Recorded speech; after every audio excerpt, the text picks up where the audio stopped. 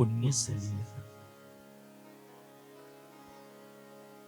ગંગા નદીના પાવન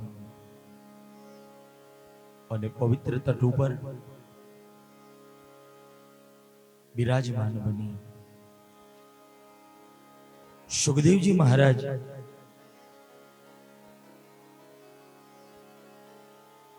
પરીક્ષિત રાજાને ભગવાન ભાગવતજીની કથા સંભળાવે છે. નૈમિષારણ્યના પાવન વનમાં સૌનક આદિ મુનિઓને સુત પુરાણી મહારાજ કથા સંભળાવે છે.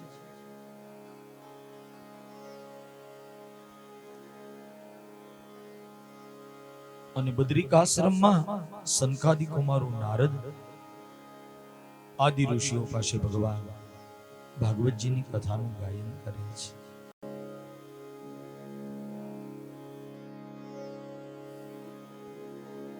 ત્રણ સ્થાનમાં ભગવાનના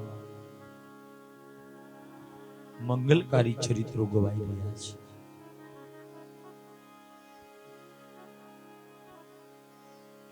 કથાના પ્રસંગને વિશે સુખદેવજી મહારાજ વિદુરજી અને મૈત્રી વચ્ચેનો સંવાદ વર્ણવે છે.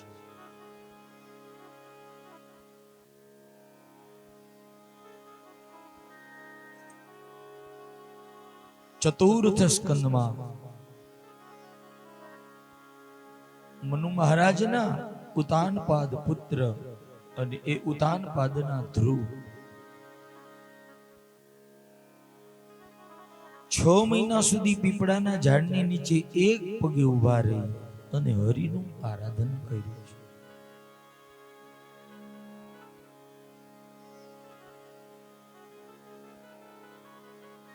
નારદજી જેવા સમર્થ ગુરુ મળ્યા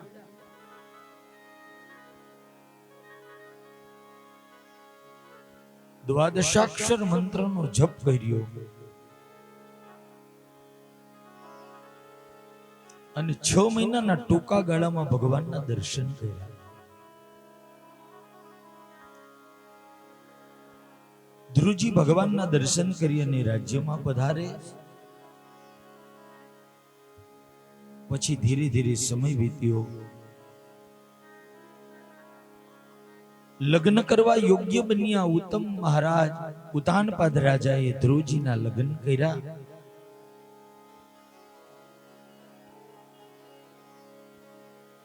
શિશુમારની દીકરી જેનું નામ હતું ભ્રમી, ભ્રમી સાથે ધ્રુવજી મહારાજના લગ્ન કરવામાં આવ્યા.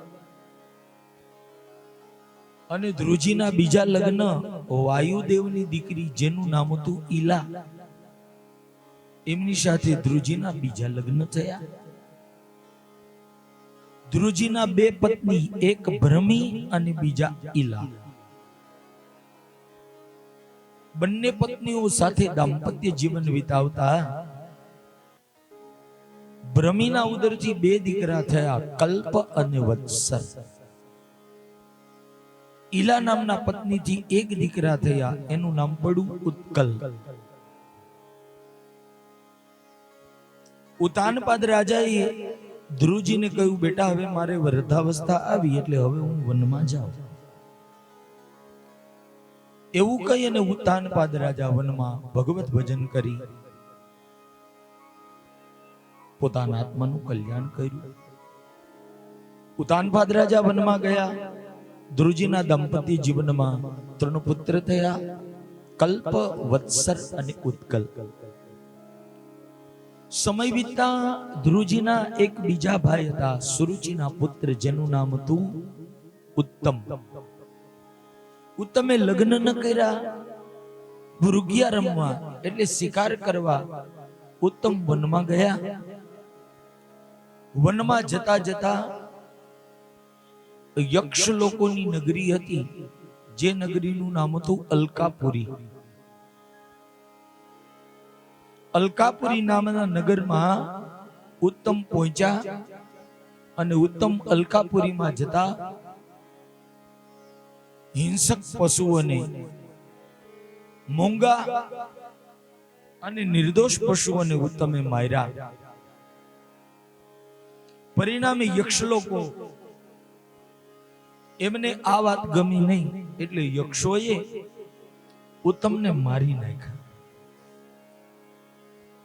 ઉત્તમને મારી નાખ્યા યક્ષ લોકોએ. ઉત્તમને ગોતવા માટે સુરુચિ ગઈ કે મારો દીકરો ગયો, મારો દીકરો ખોવાઈ ગયો. ઉત્તમને ગોતવા સુરુચિ જંગલમાં ગઈ. ઉનાળાના સમયમાં જંગલમાં અગ્નિ લાગ્યો અને અગ્નિ લાગતા સુરુચિ બળી ગઈ. અગ્નિમાં બળી ગઈ સુરુચિ. ઉત્તમ મૃત્યુ પામ્યા એ ખબર ધ્રુવજીને પડ્યા. ઉત્તમને ગોતવા માટે ધ્રુવજી ગયા, પણ એને યક્ષલોકોએ મારી નાખ્યા. ધ્રુવજીને ખબર પડી. યક્ષલોકો સાથે ધ્રુવજીએ યુદ્ધ કર્યું અને પોતાના ભાઈને મારવાનો વેરનો બદલો લીધો. પોતાના ભાઈના વેરનો બદલો લેવા માટે ધ્રુવજી મહારાજે ઘણા યક્ષોનો સંહાર કરી નાખ્યો. ઘણા યક્ષોને માર્યા. પછી તો યક્ષ લોકો ધ્રુવજીની સામે જીતી જ ન શકે, કેમ કે ગમે એમ તો ભગવાનનું વરદાન હતું ને ધ્રુવને કે તને જા, કોઈ નહીં હરાવી શકે, તને કોઈ પરાજિત નહીં કરી શકે. આવું ધ્રુવજીને વરદાન મળેલું ભગવાન. એટલે યક્ષ લોકો મરવા લાગ્યા. યક્ષોએ વિચાર કર્યો કે ધ્રુવજી હવે આપણી યારે યુદ્ધ અટકાવે એના માટે એક જ રસ્તો છે.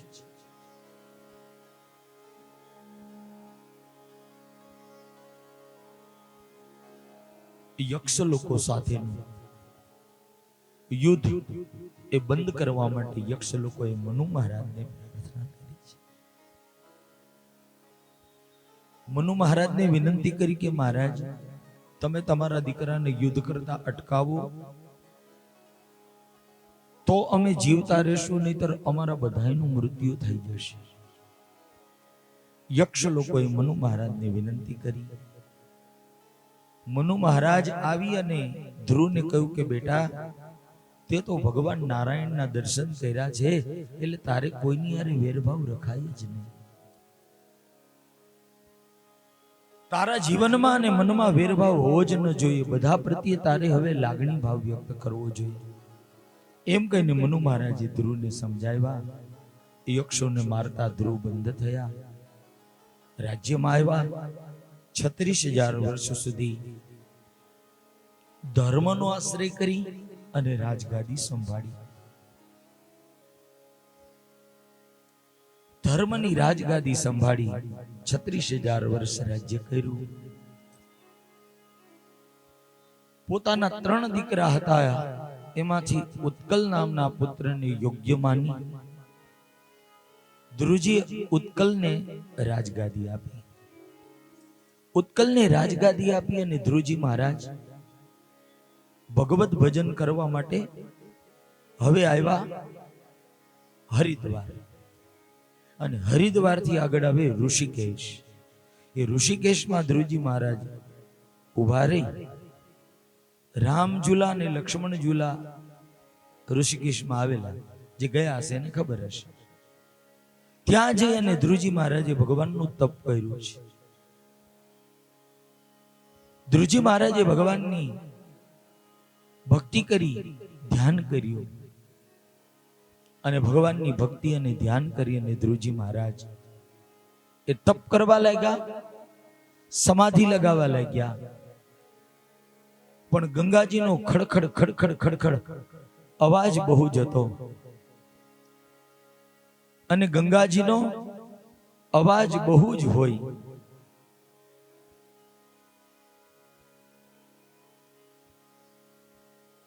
ગંગાજીનો બહુ જ અવાજ હોવાથી ધ્રુવજીને ધ્યાન ન લાગ્યું, સમાધિ ન લાગી. એટલે ગંગાજીને ધ્રુવજીએ વિનંતી કરી કે માં, તમારો અવાજ તમે શાંત કરો ને તો મને તપ કરવાની અહીંયા મજા આવે. કેમ કે અવાજ થતો હોય ત્યાં ધ્યાન ન લાગે, અને ધ્યાન હોય ત્યાં અવાજ ન હોય. એટલે ધ્રુવજી મહારાજે કહ્યું કે ગંગામાં તમારો ખડખડ ખડખડ ખડખડ અવાજ આવે. એવા ગંગાજી ખડખડ ખડખડ વહેતા હતા કે બોયલું સંભળાય. એ ગંગાજીને ધ્રુવજીએ વિનંતી કરી કે માં તમારા અવાજને તમે શાંત કરો. અને એ ધ્રુવજીની વાત સાંભળીને ગંગાજી તરત ત્યાં ધીરે ધીરે ધીરે ધીરે કરતા અવાજને ઓછો કર્યો અને શાંતિથી ગંગાજી વહેવા લાગ્યા. આ ગંગાજી જે જગ્યાએ શાંત પડ્યા એ સ્થાન ઋષિકેશ અને ધ્રુવજીની તપોભૂમિ ભાગવતમાં બતાવી. ધ્રુવજીના તપથી ગંગાજી શાંત બની અને વહેવા લાગ્યા. આજે તમે ઋષિકેશમાં જાઓ ને તો જો ત્યાં ગંગાજી અવાજ નથી કરતા, શાંતિથી વહે છે. અને ઋષિકેશથી આમ થોડે ગંગોત્રી બાજુ જાઓ એટલે ગંગાજીનો એટલો બધો અવાજ થાય છે, ખડખડ ખડખડ ખડખડ, બોયલું સંભળાય નહીં એટલો ગંગાજી અવાજ. કોઈની તાકાત નથી ગંગાજીના વેગને રોકી શકે બાપ. એવા ગંગાજી એ ગંગોત્રીમાંથી ગૌમુખમાંથી પ્રગટ થાય છે. કહેવાનો ભાવ ભાગવતકાર કહે ધ્રુવજીએ ઋષિકેશમાં આત્માના કલ્યાણ માટે ગંગાજીની કાંઠે ઋષિકેશમાં તપ કર્યું, ધ્યાન કર્યું. ધ્રુવજીને લેવા માટે ભગવાનનું વિમાન સ્વર્ગમાંથી આવ્યું. ધ્રુવજી વિમાનમાં બેઠા, મૃત્યુ આવ્યું. મૃત્યુ માથે પગ મૂકી અને ધ્રુવજી વિમાનમાં બેસી ગયા. મૃત્યુએ કહ્યું કે પ્રભુ આ શરીરથી કોઈ સ્વર્ગમાં જાય નહીં, એટલે તમે આ શરીરને મૂકતા જાઓ. ધ્રુવજી કે કોઈ ન કરે ને એવું મારી કરીને જગતને દેખાડવું છે. અને એ ધ્રુવજીએ પ્રમાણ આપ્યું કે ભગવાનની ભક્તિ કરી અને સ્વદેહે વૈકુંઠમાં જઈ શકાય છે. અને સાબિત કરી જગતને ધ્રુવજીએ દ્રષ્ટાંત આપ્યું કે ભગવાનની ભક્તિમાં એ તાકાત છે કે તમે ધારો તો શરીરથી પણ સ્વર્ગમાં જઈ શકો. અને એ ઘટના ધ્રુવજી મહારાજ દ્વારા બની. મૈત્રેય કહે વિદુરજી, ધ્રુવજી મહારાજને ભગવાનનું દિવ્ય અને પરમધામ પ્રાપ્ત થયું. ધ્રુવજી મહારાજ ભગવાનના દિવ્ય મંગલધામમાં ગયા અને નભમંડલમાં ચંદ્રની બાજુમાં ધ્રુવજીને તારા રૂપે સ્થિર કરવામાં આવ્યા. એટલે આકાશમાં પહેલો વેલો જે તારો એ ઉદિત થાય ચંદ્રની બાજુમાં, જેને આપણે ધ્રુવ તારો કહીએ, જેને આપણે ધ્રુવ તારો કહીએ, ચંદ્રની બાજુમાં જ એનું સ્થાન આવેલું. 6 મહિના એ ધ્રુવ તારો ઉત્તર દિશામાં પરિભ્રમણ કરે અને 6 મહિના એ ધ્રુવ તારો દક્ષિણ દિશામાં પરિભ્રમણ કરે. એટલે જેને આપણે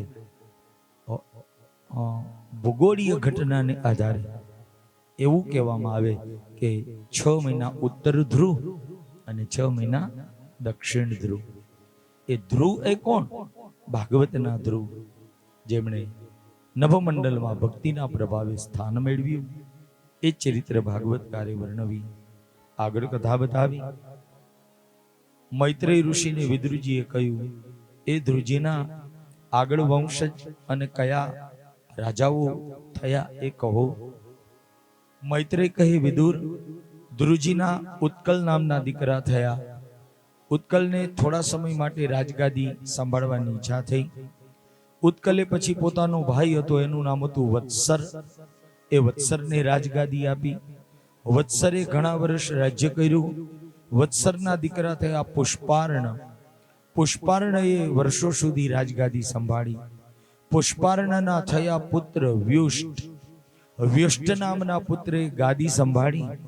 વ્યુષ્ટના સમય જતા પુત્ર થયા સર્વતેજસ. સર્વતેજસે ગાદી સંભાળી. સર્વતેજસના પુત્ર થયા ચક્ષુષ. ચક્ષુષે વર્ષો સુધી રાજ્ય કર્યું. ચક્ષુષના નામ ઉપરથી મન્વંતરનું નામ પડ્યું ચક્ષુષ મન્વંતર. ચક્ષુષના પુત્ર થયા ઉલ્મુક. ઉલ્મુકે રાજગાદી સંભાળી. ઉલ્મુકના પુત્ર થયા અંગ. અંગે રાજગાદી સંભાળી. અંગના પુત્ર થયા વેન. અને એ વેને પણ વર્ષો સુધી રાજ કર્યું. પણ વેન પાપી, અધર્મી અને દુરાચારી બહુ હતા. એટલે વેને પ્રજાને બહુ હેરાન કરી પરિણામે બ્રાહ્મણોને ક્રોધ આવ્યો, વેનને શ્રાપ આપ્યો કે તું મૃત્યુ પામ. બ્રાહ્મણોના શ્રાપથી વેન મૃત્યુ પામ્યો. વેનને દીકરા નહોતા, એટલે વેનના મૃત શરીરનું બ્રાહ્મણોએ મંથન કર્યું, અને વેનના શરીરનું મંથન કર્યું એટલે વેનના શરીરમાંથી મંત્રના પ્રભાવે જમણા અંગમાંથી એક પુરુષ પ્રગટ થયા અને ડાબા અંગમાંથી એક સ્ત્રી પ્રગટ થઈ, જેનું નામ પડ્યું પૃથુ અને અર્ચી દેવી. એટલે એ પૃથુ એ ભગવાનનો અવતાર થયા. 24 અવતારમાંનો અવતાર પૃથુ અને અર્ચી દેવી એ લક્ષ્મીનો અવતાર વેનના શરીરમાંથી એ પ્રગટ થયા. અને એ વખતે ઋષિઓએ એનો રાજ્યાભિષેક કર્યો. પૃથુ રાજાએ પૃથ્વીનું રાજ સંભાળી અને સત્તા સંભાળી રાજ્ય કરવા લાગ્યા. પણ કુદરતી ઘટના એવી બની કે વેન રાજાના પાપના પ્રભાવે પૃથુ રાજા રાજા બન્યા પછી 3 વર્ષ સુધી એટલો બધો ભયંકર દુકાળ પડ્યો. 3 વર્ષ સુધી વરસાદ જ ન વરસ્યો. પ્રજા બહુ જ દુઃખી થઈ. સમય વીતવાની રાહ જોવે કે આ વર્ષે વરસાદ આવે, આ વર્ષે વરસાદ આવે, આ વર્ષે. આમ કરતા કરતા ઘણા વર્ષો સુધી વરસાદ ન વરસ્યો અને પ્રજા દુષ્કાળગ્રસ્ત બની. અને દુષ્કાળ પડ્યો કે લોકો ભૂખે મરવા લાગ્યા. અને સમગ્ર પ્રજા પૃથુ રાજાના શરણે આવી, કહ્યું કે મહારાજ, હવે વરસાદ આવે એવો કાંઈક રસ્તો બતાવો. અને પૃથુ રાજાએ પ્રજાને કહ્યું, ચિંતા ન કરો, મારી પ્રજાને સુખી કરવી એ મારો ધર્મ છે, મારો સંકલ્પ છે. પૃથુ રાજા ભગવાનનો અવતાર હતા. પૃથુ રાજા પૃથ્વીને કહેવા લાગ્યા કે તમારામાં જે બીજ વાવવામાં આવે એ 1,000 બીજ કરીને મારી પ્રજાને આપો. પણ પૃથ્વી એ જે ખેડૂ બીજ વાવે એને ગળી જવા લાગી. અને પૃથુ રાજા તલવાર લઈ અને પૃથ્વીને મારવા તૈયાર થયા. ભાગવતકાર કહે એ પૃથ્વી ગાયનું રૂપ લઈ અને ભાગવા લાગી. ગાયનું રૂપ લઈને પૃથ્વી ભાગવા લાગી. અને એ વખતે પૃથુ રાજા એની પાછળ ગયા. પૃથ્વી અંતે થાકી સમજી ગઈ પૃથ્વી એ ભગવાનનો અવતાર છે એવું માની ગાયના રૂપમાં પૃથુને વંદન કર્યા. મહારાજ, હું ગાયના રૂપમાં ઊભી છું, જેને મારી પાસેથી જે જોઈતું હોય એ તમે પ્રેમથી લ્યો. અને એ વખતે પૃથુ રાજાએ ગાયના રૂપમાં ઉભેલી પૃથ્વી પાસેથી દ્રવ્ય મેળવવા અલગ અલગ જે જે જાતિના શ્રેષ્ઠ જીવાત્માઓ હતા એ બધાને બોલાવ્યા. અને તમામ લોકોએ ગાયના રૂપમાં ઉભેલા પૃથ્વી જે હતા એમની પાસેથી જે વસ્તુ જોઈતી હતી એ દોહન કરી અને એ વસ્તુઓને પ્રાપ્ત કરી. મૈત્રેય ઋષિ કહે, વિદુર, પૃથુ રાજાએ આમ એ પ્રજાને સુખી કરી અને પ્રજાને સુખી કરી. અને પૃથુ રાજા પછી તો 100 અશ્વમેધ યજ્ઞ કરવા તૈયાર થયા. 99 અશ્વમેધ યજ્ઞ પૂરા કર્યા અને 100મો અશ્વમેધ યજ્ઞ પૃથુ રાજા કરવા તૈયાર થયા. 100મા અશ્વમેધ યજ્ઞમાં ઇન્દ્ર આવી અને પૃથુ રાજાના અશ્વની ચોરી કરી ગયા. ઇન્દ્ર અશ્વને ચોરી, અશ્વમેધ યજ્ઞના અશ્વ એટલે ઘોડાને ચોરી અને ઇન્દ્ર ભાગવા લાગ્યો. પૃથુ રાજાના 5 દીકરા હતા, એમાં મોટો હતો એનું નામ હતું વિજિતાશ્વ.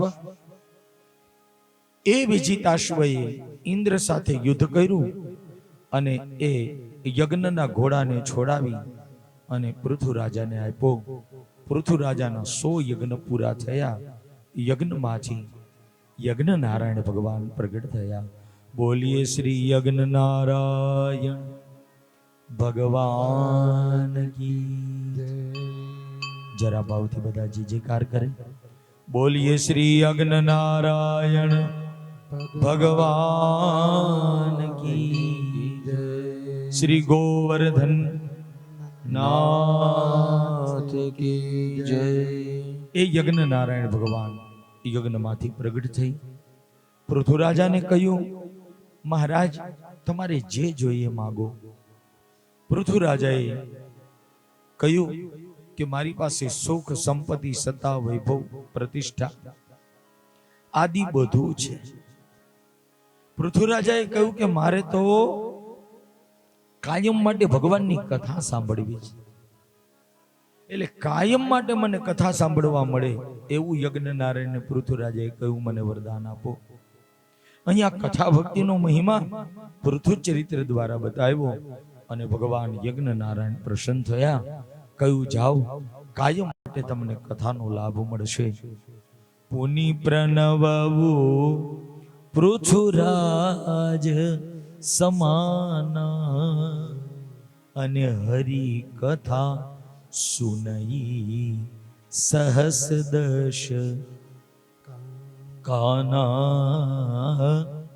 પુનિ પ્રણવવું પૃથુરાજ સમાના હરિ કથા સુનઈ સહસ દશકાના. હરિ કથા સુનઈ સહસ દશકાના. પૃથુરાજાએ કથા ભક્તિ ભગવાન પાસે માગી. ભગવાને વરદાન આપી પૃથુનું કલ્યાણ કર્યું. સમય વીતતા પૃથુરાજાએ વર્ષો સુધી રાજગાદી સંભાળી. વૃદ્ધાવસ્થા આવી.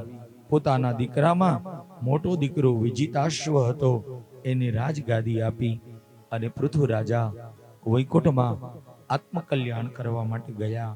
ભગવાનના ધામમાં પૃથુરાજા ગયા. પૃથુરાજાના વિજિતાશ્વ જે થયા, સમય જતા પૃથુરાજાના જે વિજિતાશ્વ પુત્ર થયા છે, સુતજી કહે, સમય વીતતા વીતતા વીતતા પૃથુરાજાના પુત્ર એવા વિજિતાશ્વના દાંપત્ય જીવનમાં અહમ દંડ ધરો રાજા પ્રજાનામ ઇહ યોજિત રક્ષિત વૃત્તિદઃ શ્વેષુ શેતેષુ સ્થાપિતા પૃથક.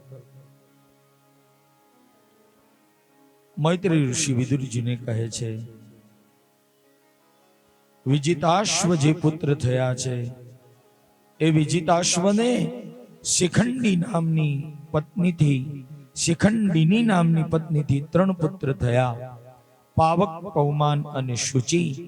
અને એ વિજિતાશ્વને બીજી પત્ની હતી જેનું નામ હતું નભસ્વતી. નભસ્વતીના ઉદરથી એક પુત્ર થયા, એનું નામ પડ્યું હવીરધાન. અને એ હવીરધાન કર્મકાંડને માનતા હતા, કર્મકાંડ બહુ જ કરતા હતા. અને એ હવીરધાને એકવાર પશ્ચિમ દિશામાં આખી પૃથ્વી ઉપર દાભડો પાયછરો, એટલે એનું નામ પડ્યું પ્રાચીન બરહિશ રાજા. પ્રાચીન બરહિશ એનું નામ પડ્યું. અને પ્રાચીન બરહિશ રાજા એ સમય વિતાવા લાગ્યા. એ વિજિતાશ્વ પછી પ્રાચીન બરહિશ રાજાને રાજગાદી આપી અને એ પોતે વૈકુંઠમાં ગયા. હવે પ્રાચીન બરહિશ રાજા, એમના લગ્ન વાર્ક્ષી નામની કન્યા સાથે થયા. અને એ વાર્ક્ષી અને પ્રાચીન બરહિશ રાજાના દાંપત્ય જીવનમાં 10 દીકરા થયા, જેનું નામ પડ્યું પ્રચેતાવો. એ વાર્ક્ષીનું બીજું નામ હતું, સમુદ્રની દીકરી હતી એટલે એનું બીજું નામ હતું સતદ્રુતિ. સતદ્રુતિ નામની એ પત્ની તરીકે પણ એ ઓળખાતી હતી. અને એ સતદ્રુતિના ઉદરથી 10 દીકરા પ્રાચીન બરહિશ રાજાને ત્યાં થયા. એનું નામ પડ્યું પ્રચેતાવો. અને એ પ્રચેતાવો કચ્છમાં આવેલું સરોવર, જેને નારાયણ સરોવર કહ્યું, અને એ પ્રચેતાઓ નારાયણ સરોવરમાં ગયા. નારાયણ સરોવરમાં શિવજીની ભક્તિ અને ઉપાસના કરી. એટલે નારાયણ સરોવરના કાંઠે શંકર ભગવાન પ્રગટ થયા અને એનું નામ પડ્યું બોલો કોટેશ્વર મહાદેવ કી જય. બોલો કોટેશ્વર મહાદેવ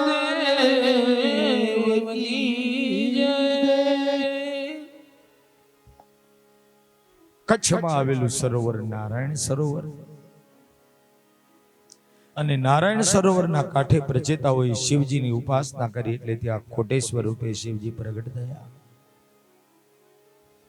એ પ્રચેતાઓએ વર્ષો સુધી શિવજીની ઉપાસના કરી. શંકર ભગવાનને પ્રગટ થઈ પ્રચેતાઓને રુદ્ર ગીત આપ્યું. રુદ્ર ગીતની ભક્તિ દ્વારા પ્રચેતાઓ સુખી થયા. આવ્યા પોતાના પિતા પ્રાચીન બરીશ પાસે. પ્રાચીન બરીશ રાજાએ કર્મકાંડને બહુ પ્રાધાન્યતા આપી. કર્મકાંડ બહુ કરતા હતા. એકવાર નારદજી પ્રાચીન બરીશ પાસે આવી. નારદજીએ કહ્યું કે તમે કર્મકાંડ બહુ કરો છો, પણ કર્મકાંડમાં ભૂલ પડશે ને તો તમારે ભવસાગરમાં ભટકવું પડશે. એટલે નારદજીએ કહ્યું કે કર્મકાંડ બંધ કરીને ભગવાનની ભક્તિ કરો તો બેડો પાર થઈ જશે.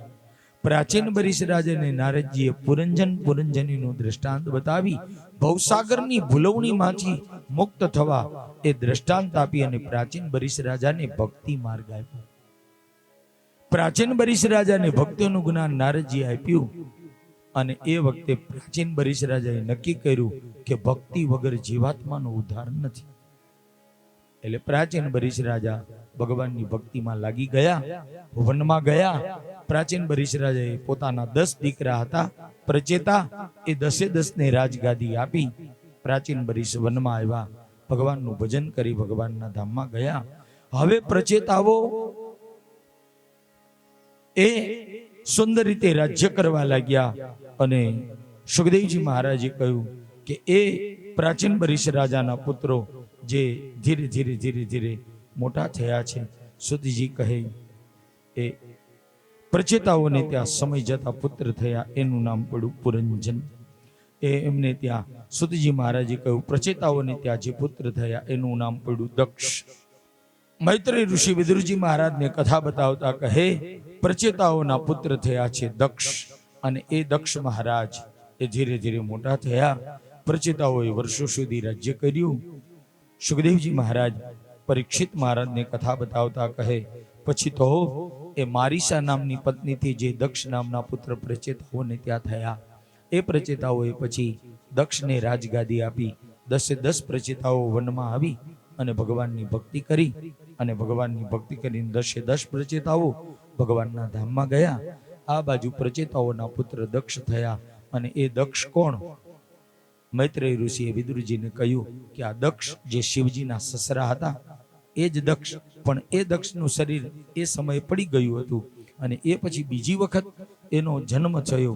એ પ્રચેતાના પુત્ર રૂપે એ દક્ષ રૂપે પુત્ર થયા, અને એ ચરિત્ર મૈત્રેય વિદુરજીને સંભળાવી અને કહ્યું કે એ દક્ષ પ્રજાપતિ દ્વારા સમગ્ર જગત ભરાયું, અને એ ચરિત્ર બતાવી. અહીંયા વિદુરજીએ મૈત્રેય ઋષિની રજા લીધીને કહ્યું હે મૈત્રેય, હવે મને જવાની રજા આપો, ઘણા સમય સુધી તમારી પાસે કથા સાંભળી. એમ કરી અને મૈત્રેય ઋષિની રજા લઈ વિદુરજી વિદાય થયા. અહીંયા સુખદેવજી મહારાજે ચોથા સ્કંદને વિરામ આપ્યો.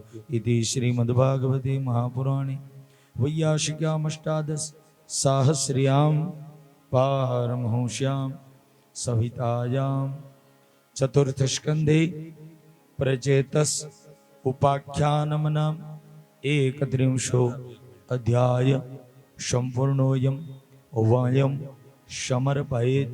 શ્રી કૃષ્ણ ચરણ કમલાભ્યો નમો નમઃ. બોલીએ શ્રી બાલકૃષ્ણલાલ કી જય. ભાવથી બધા બહેનો જય જયકાર કરે. ગોવર્ધનનાથ કી જય. શ્રી વલ્લભાધીશ કી જય. જરા મોટે અવાજે શ્રી કૃષ્ણ કનૈયા. હા, હવે બરાબર.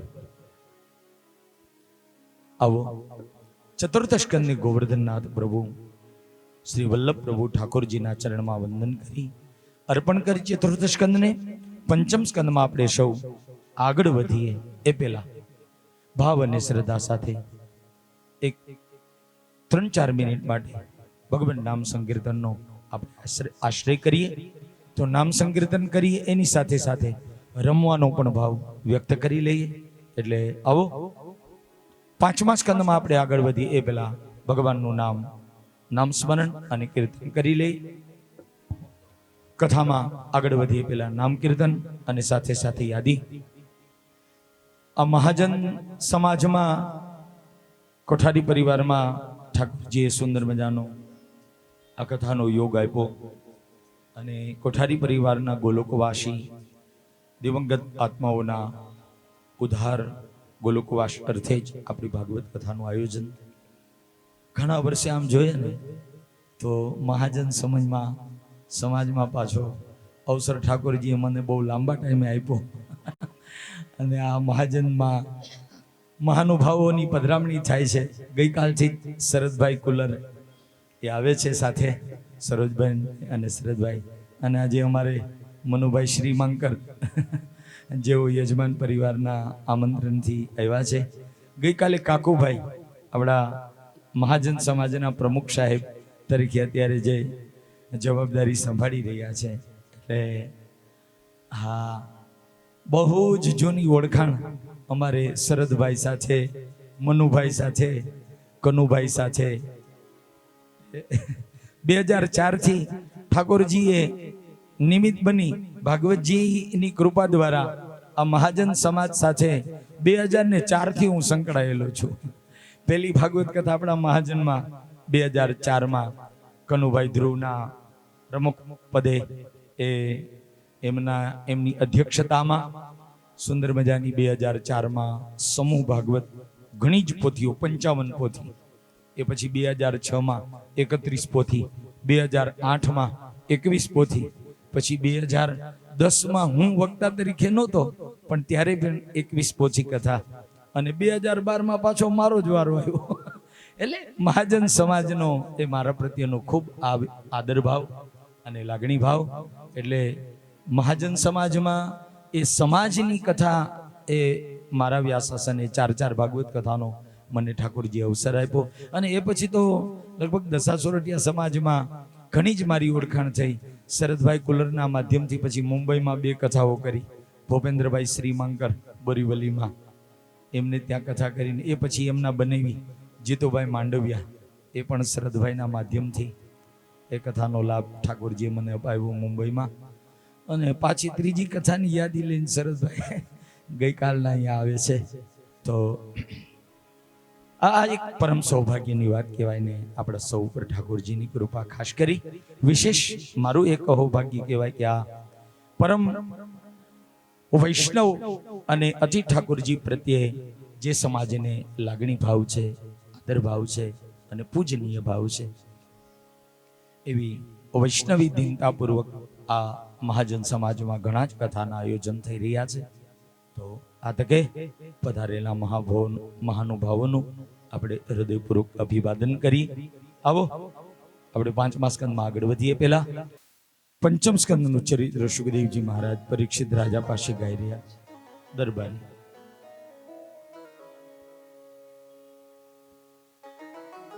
પંચમ સ્કંદના પ્રારંભમાં સુખદેવજી મહારાજને પરીક્ષિત મહારાજે હવે પ્રશ્ન કર્યો છે. હે મહારાજ, રાજો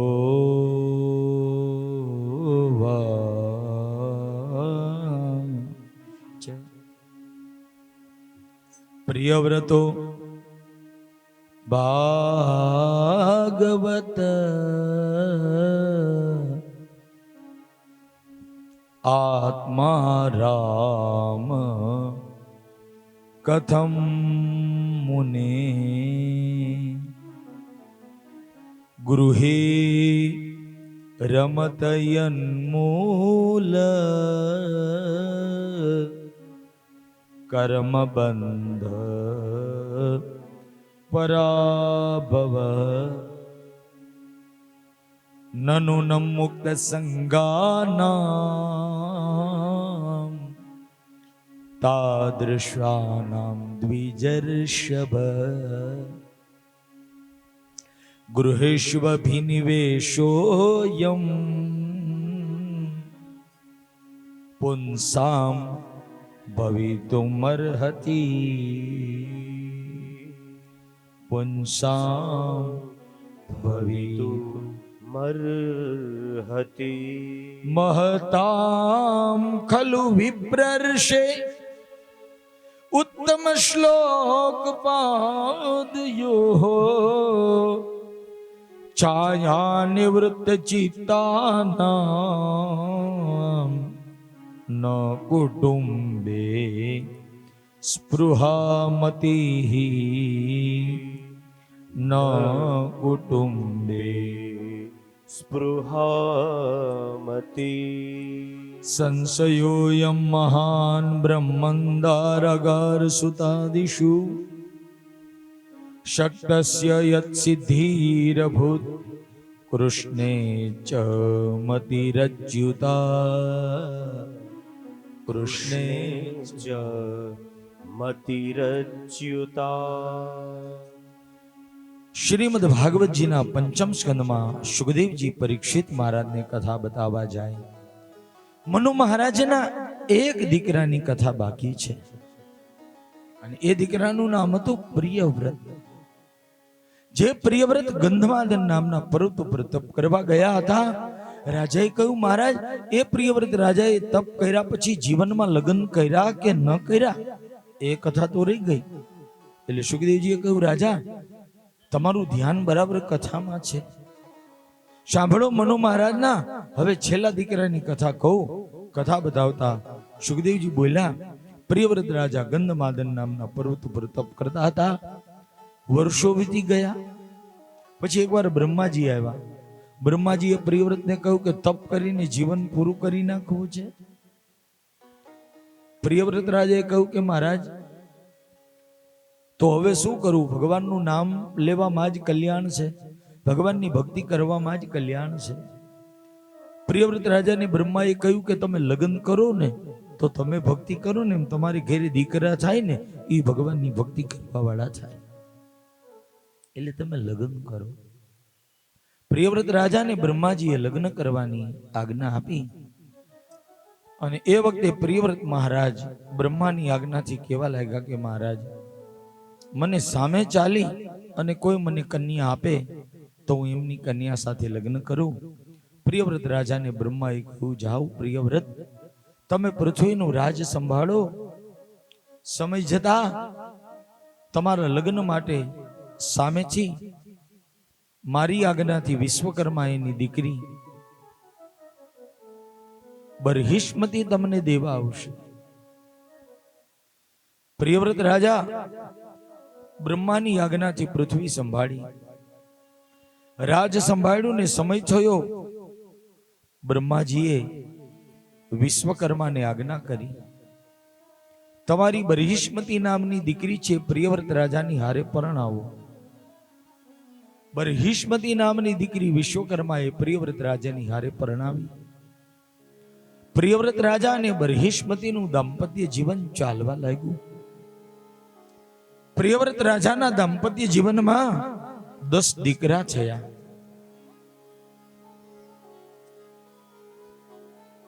ભાગવતમાં સુખદેવજી કહે, પ્રિયવ્રત રાજા અને એમની પત્ની બરહિષ્મતીને ત્યાં 10 પુત્ર મહાબળવાન થયા અને 10 દીકરા જે પ્રિયવ્રત રાજાને ત્યાં થયા એના નામ આપ્યા અગ્નિદ્ર ઇદમજીહ,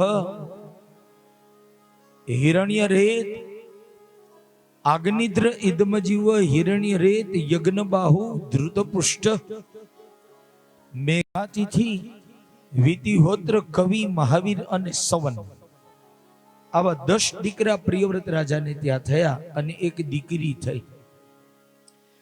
એક દીકરીનો જન્મ થયો. દીકરીનું નામ પડ્યું ઉર્જસ્વતી.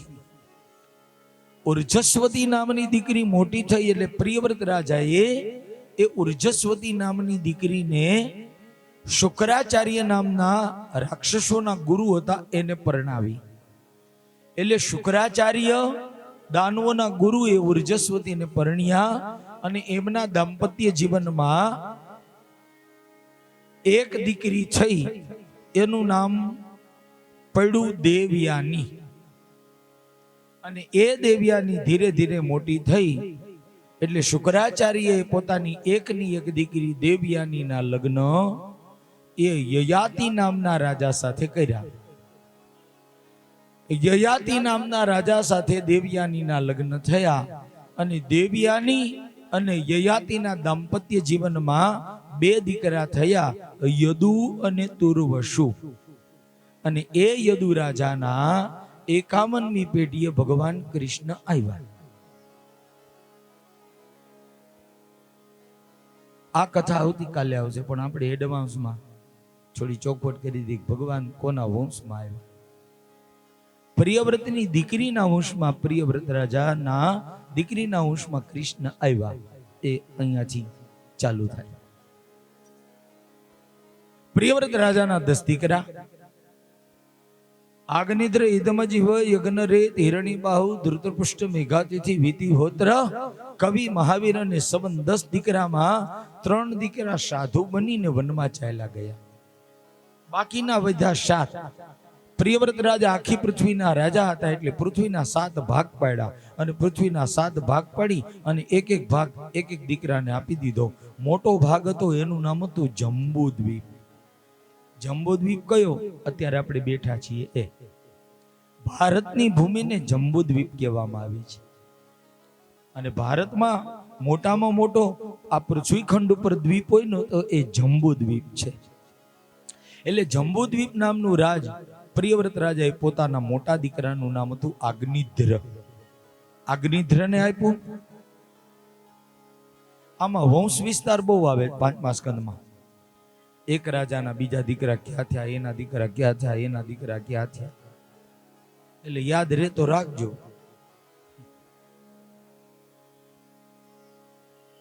આગ્નિદ્રના 10 દીકરા. પ્રિયવ્રત રાજાના 10 દીકરા, એમાં મોટા આગ્નિદ્ર અને બાકીના 9ના નામ હમણાં મેં યાદ કર્યા, પણ તમને કોઈને યાદ રહ્યું હોય છે.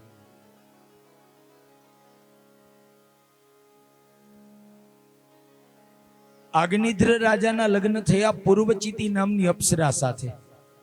અને આગ્નિદ્ર અને પૂર્વચિતી નામની અપ્સરાના દાંપત્ય જીવનમાં 9 દીકરા થયા. નાભી, કિમપુરુષ, હરિવર્ષ, ઇલાવૃત, રમ્યક, હિરણમય, ભદ્રાશ્વ, કેતુશ્વ અને કેતુમાલ. 9 દીકરા થયા. આગ્નિદ્રને ત્યાં વર્ષો સુધી રાજ્ય કર્યું. પ્રિયવ્રત રાજા આગ્નિદ્રને રાજગાદી આપી, હાથે હાથ દીકરાને ભાગ આપીને વનમાં ગયા. ભગવાનની ભક્તિ કરી વૈકુંઠમાં ગયા.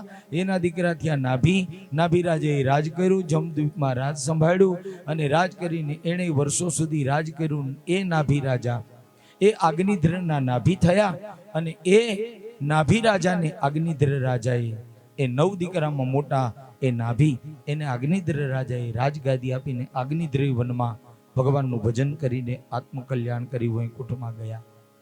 પ્રિયવ્રતના આગ્નિદ્ર, આગ્નિદ્રના નાભી અને બાકીના 8 ભાઈઓ, એટલે નાભી રાજા અને એના 8 ભાઈઓ, એ 9 ભાઈઓના લગ્ન મેરુ પર્વતની 9 દીકરી સાથે થયા.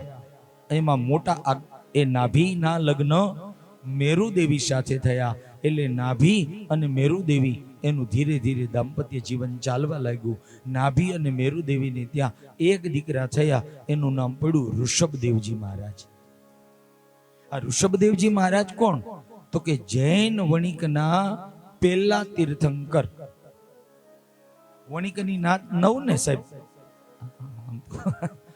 મને થોડી તો ખબર છે, આ સમાજ આરે સંકળાયેલો છે. વણિક સમાજની લગભગ 9 નાત, એમાં એક જૈન વણિક. જૈનમાં પાછા ફાટા પડેલા, એક સ્થાનકવાસી અને એક દેરાવાસી. અહીંયા ભાગવતમાં કથા આવે, ધ્યાન દેજો. નાભી રાજા ને મેરુદેવીની ત્યાં 1 પુત્ર થયા, એનું નામ પડ્યું ઋષભદેવ. અને આ ઋષભદેવ કોણ? તો કે ભગવાનના 24 અવતારમાંનો એક અવતાર અને જૈન ધર્મમાં પહેલા નંબરના તીર્થંકર. 24 તીર્થંકરમાં પહેલા નંબરના તીર્થંકર થયા, એનું નામ પડ્યું ભગવાન ઋષભદેવ. એટલે ઋષભદેવ ભાગવતારે સંકળાયેલા છે. અને એથી આગળ વાત કરીએ તો જૈન વણિકે આ ભાગવતારે સંકળાયેલા હોય. અને ઋષભદેવજી મહારાજનું પ્રાગટ્ય સ્થાન ક્યાં? તો કે મારવાડ, રાજસ્થાનમાં, જેને આપણે કેસરિયાજી કહીએ છીએ. શામળાજીથી આગળ આવે. શામળાજીથી યાત્રામાં તમે જાઓ ને એટલે પેલા તીરથધામ આવે, એમાં પેલા ડાકોર ને પછી શામળાજી ને પછી કેસરિયાજી. એ કેસરિયાજી એ જ ભાગવતના ઋષભદેવ. કેસરના જલ વડે એને સ્નાન કરાવ્યું એટલે ભક્તો એનું નામ આપ્યું કેસરિયાજી. એ જ કેસરિયાજી ભગવાન ઋષભદેવ. ઋષભદેવજી મહારાજ એમણે ધીરે ધીરે યુવા અવસ્થા પ્રાપ્ત કરી, લગ્ન ન કર્યા. ઋષભદેવજી મહારાજે તો પેલા લગ્નની ના જ પાડી દીધી, પણ પછી ધીરે ધીરે સમય વીત્યો. આગનિધર રાજાએ, નાભી રાજાએ, પછી ઋષભદેવ મોટા હતા, એ ઋષભદેવજી એકના એક દીકરા હતા, એટલે કહ્યું કે બેટા લગ્ન કર તો તારા દાંપત્ય જીવનમાં તારા જેવા ભક્ત પુત્ર થાય. એટલે ઋષભદેવ નાનપણથી ભગવાનની ભક્તિમાં એકાંતને બહુ માનતા. ઋષભદેવજી એકાંત પ્રિય બહુ હતા, કોઈની હારે વાતો જ ન કરતા, કોઈના સંગમાં ન રહેતા. એને એકાંત બહુ પ્રિય હતું, અને ખાસ કરી અને તપોનિષ્ઠ મહાપુરુષ. ઋષભદેવજી તપ કરવા વાળા યોગી હતા. એટલે નાભી રાજાએ પછી વૃદ્ધાવસ્થા આવી, ઋષભદેવને કહ્યું કે બેટા તું લગ્ન કરી લે, એટલે આ જવાબદારી તને રાજની ને સત્તાની સોંપી અને હું વનમાં જાઉં. ઋષભદેવજી મહારાજે કહ્યું મારે માટે કન્યા મને કોણ આપે, હું તો તપ કરવા વાળો યોગી. અને એ વખતે નાભી રાજાએ ઇન્દ્રને વાત કરી કે મારા દીકરાના લગ્ન કરવા છે, કન્યા બતાવો. ઇન્દ્ર કે મારી દીકરીના જ લગ્ન કરવા છે મારે. અને એ ભાગવત કહે છે ઇન્દ્રએ પોતાની દીકરીનું નામ હતું જયંતી. એ જયંતી નામની દીકરી ઋષભદેવજી મહારાજની સાથે પરણી, અને ઋષભદેવજી મહારાજ અને જયંતીનું દાંપત્ય જીવન ચાલ્યું. પણ ઋષભદેવજી એ તપ બહુ કરતા હતા, ભક્તિ બહુ કરતા, એટલે ભક્તિના પ્રભાવે ભગવાને ઋષભદેવને 100 દીકરા આપ્યા. 100 પુત્ર ઋષભદેવજીને ત્યાં થયા. એમાંથી 9 એ યોગેશ્વર થયા, જેની કથા 11મા સ્કંદમાં આવે. કવિ, હરિ, અંતરિક્ષ, પ્રબુદ્ધ, પીપલાયન, આવિર્હોત્ર, દ્રુમિલ, ચમસ અને કરભાજ, આ 9 યોગેશ્વર થયા, જેની કથા ભાગવતના 11મા સ્કંદમાં આવે છે. 9 યોગેશ્વરો થયા અને 10 સિદ્ધ પુરુષો થયા. 100 માંથી 19 દીકરાઓ આવી રીતે યોગ માર્ગમાં ગયા, બાકીના વધ્યા 81. 81 દીકરામાં સૌથી મોટા હતા, એનું નામ હતું ભરત. સુખદેવજી કે ભરત એવા મહાન અને ભક્તિનિષ્ઠ હતા. ઋષભદેવજી મહારાજે પછી એકાંતને માની વર્ષો સુધી રાજગાદી સંભાળી, અને પછી સૌથી મોટા ભરત હતા, એને કહ્યું બેટા હવે પૃથ્વીની રાજગાદી તું સંભાળ, મારે હવે અહીંયા રાજમાં રહેવું નથી. ઋષભદેવજી, સુખદેવજી કહે કુટક નામના પર્વત ઉપર ગયા, અને કુટક નામના પર્વત ઉપર ઋષભદેવજી જઈ પથ્થરના ટુકડાને મોઢામાં મૂક્યો અને પરબ્રહ્મનું ચિંતન કરી, અને ઋષભદેવજી મહારાજે હૃદયમાંથી પ્રાણને મસ્તકમાં બ્રહ્મરંધ્રમાં લઈ આવી, અને ઋષભદેવજી મહારાજે દેહનો ત્યાગ કરી દીધો. એ ઋષભદેવજી પરબ્રહ્મ ધામને પ્રાપ્ત કર્યું. એ ઋષભદેવના થયા ભરત, પૃથ્વીનું રાજ સંભાળ્યું. ભરતના લગ્ન થયા વિશ્વરૂપની દીકરી પંચજની સાથે, અને એ ભરતજી મહારાજને ત્યાં 4-5 સંતાન થયા છે. ભરતજી મહારાજ એમણે એટલું બધું પૃથ્વીનું રાજ અને સત્તા ધ્યાનથી, મર્યાદાથી ને વિવેકથી સત્તા સંભાળી. ભરતજી મહારાજે એવું રાજ સંભાળ્યું અને પૃથ્વીને એવી સંભાળી કે આ ખંડનું નામ હતું અજનાભ ખંડ. એ અજનાભ ખંડ મટી અને ભરતની ભક્તિના પ્રભાવે, સુખદેવજી ભાગવતમાં બોલ્યા, એ ભરતની ભક્તિના પ્રભાવે અજનાભ ખંડ મટી અને આ ખંડનું નામ પડ્યું ભરતખંડ. અજનાભ ખંડ મટી અને એ ખંડનું નામ પડ્યું ભરતખંડ. અને ભરતખંડ કયો? આપણે જ્યાં બેઠા છીએ એ, આપણે જે ક્ષેત્રમાં રહીએ આપણા ખંડને ભરતખંડ કહેવાય. એટલે ભાગવતમાં સુખદેવજી કહે એ ભરતની ભક્તિના પ્રભાવે ખંડ ભરત અને દેશ તો કે ભારત. એ ભરતના નામ ઉપરથી આપણો ખંડ ભરત તરીકે પ્રસિદ્ધ થયો, ભરતખંડ. અને આપણા દેશનું નામ એ જ ભરતના પ્રભાવે આપણા દેશનું નામ પડ્યું બાપ ભારત. અને એ ભરતના નામ ઉપરથી દેશનું નામ ભારત પડ્યું ને, એટલે તો તમે હું આપણે જય જયકાર કરીએ છીએ આપણા દેશનો કે બોલીએ ભારત માતા કી જય, બોલો ભારત માતા કી જય. દુનિયાના બાપ અનેક દેશો છે, પણ જગતમાં કોઈ દેશની જય બોલાતી હોય ને તો આપણા એક ભારત દેશની જય બોલાય. બાકી દુનિયાના અનેક દેશો આવેલા છે, કોઈ દેશની જય ક્યાંય બોલવામાં આવતી નથી. આપણા દેશની જ જય બોલાય છે, આપણા ભારતની જ. અને ભારતની માં તરીકે બિરુદ આપ્યું આપણા ભારતવાસીઓ. મૂળ ભારત પછી સમય પરિવર્તન થતા એને હિન્દુસ્તાન નામ આપ્યું ને હિન્દુસ્તાન માંથી પછી બાકી હતું તે ઓલા અંગ્રેજો આવીને એવું નામ આપી ગયા ઇન્ડિયા. ક્યાંય અર્થ નહીં, ક્યાંય ઇન્ડિયાનો અર્થ તો ક્યાંય નથી. રામાયણમાં નહીં, ગીતાજીમાં નહીં, ભાગવતમાં નહીં. ભારતનો અર્થ કરી શકાય કે ભક્તિવાળી ભૂમિ, એનું નામ ભારત. ભરતના નામ પરથી પડ્યું એનું નામ ભારત. હિન્દુસ્તાનનો અર્થ કરી શકાય કે જ્યાં હિન્દુઓની વસ્તી છે, જ્યાં હિન્દુઓની સંસ્કૃતિ છે, એ હિન્દુસ્તાન. એટલે ભારતનો અર્થ થાય ને હિન્દુસ્તાનનો. પણ ઇન્ડિયાનો તો સાહેબ ક્યાંય અર્થ જ નથી. લ્યો, એ તો લગ્નમાં ઓલો વરાજો માંડવે આવે ને ત્યારે આ બે શબ્દો વપરાય. ઓલા 4 લોટના બનાવેલા હોય ને ગોયણા જેવા, એને શું કે બેનો? ઇન્ડિયા પિંડિયા. ન્યા ઇન્ડિયા આવે. લ્યો, અને ઇન્ડિયા પિંડિયાનું શું થાય? ઘા જ કરવાનો. આપણો ભારત દેશ એવો નથી. એટલે આપણે તો એમ જ કહેવાય કે અમે ભારતવાસીઓ છીએ, અમે હિન્દુસ્તાનવાસીઓ છીએ. અને એટલો લગાવ તો આપણને આપણી જન્મભૂમિનો હોય. અને એ પ્રસિદ્ધ ચરિત્ર ભગવાન રામ 14 વર્ષનો વનવાસ પૂરો કરી અને જ્યારે ભગવાનને આવવાનો ટાઈમ થયો ને ત્યારે લક્ષ્મણજી કહે છે કે મોટા ભાઈ અહીંયા રોકાવું છે.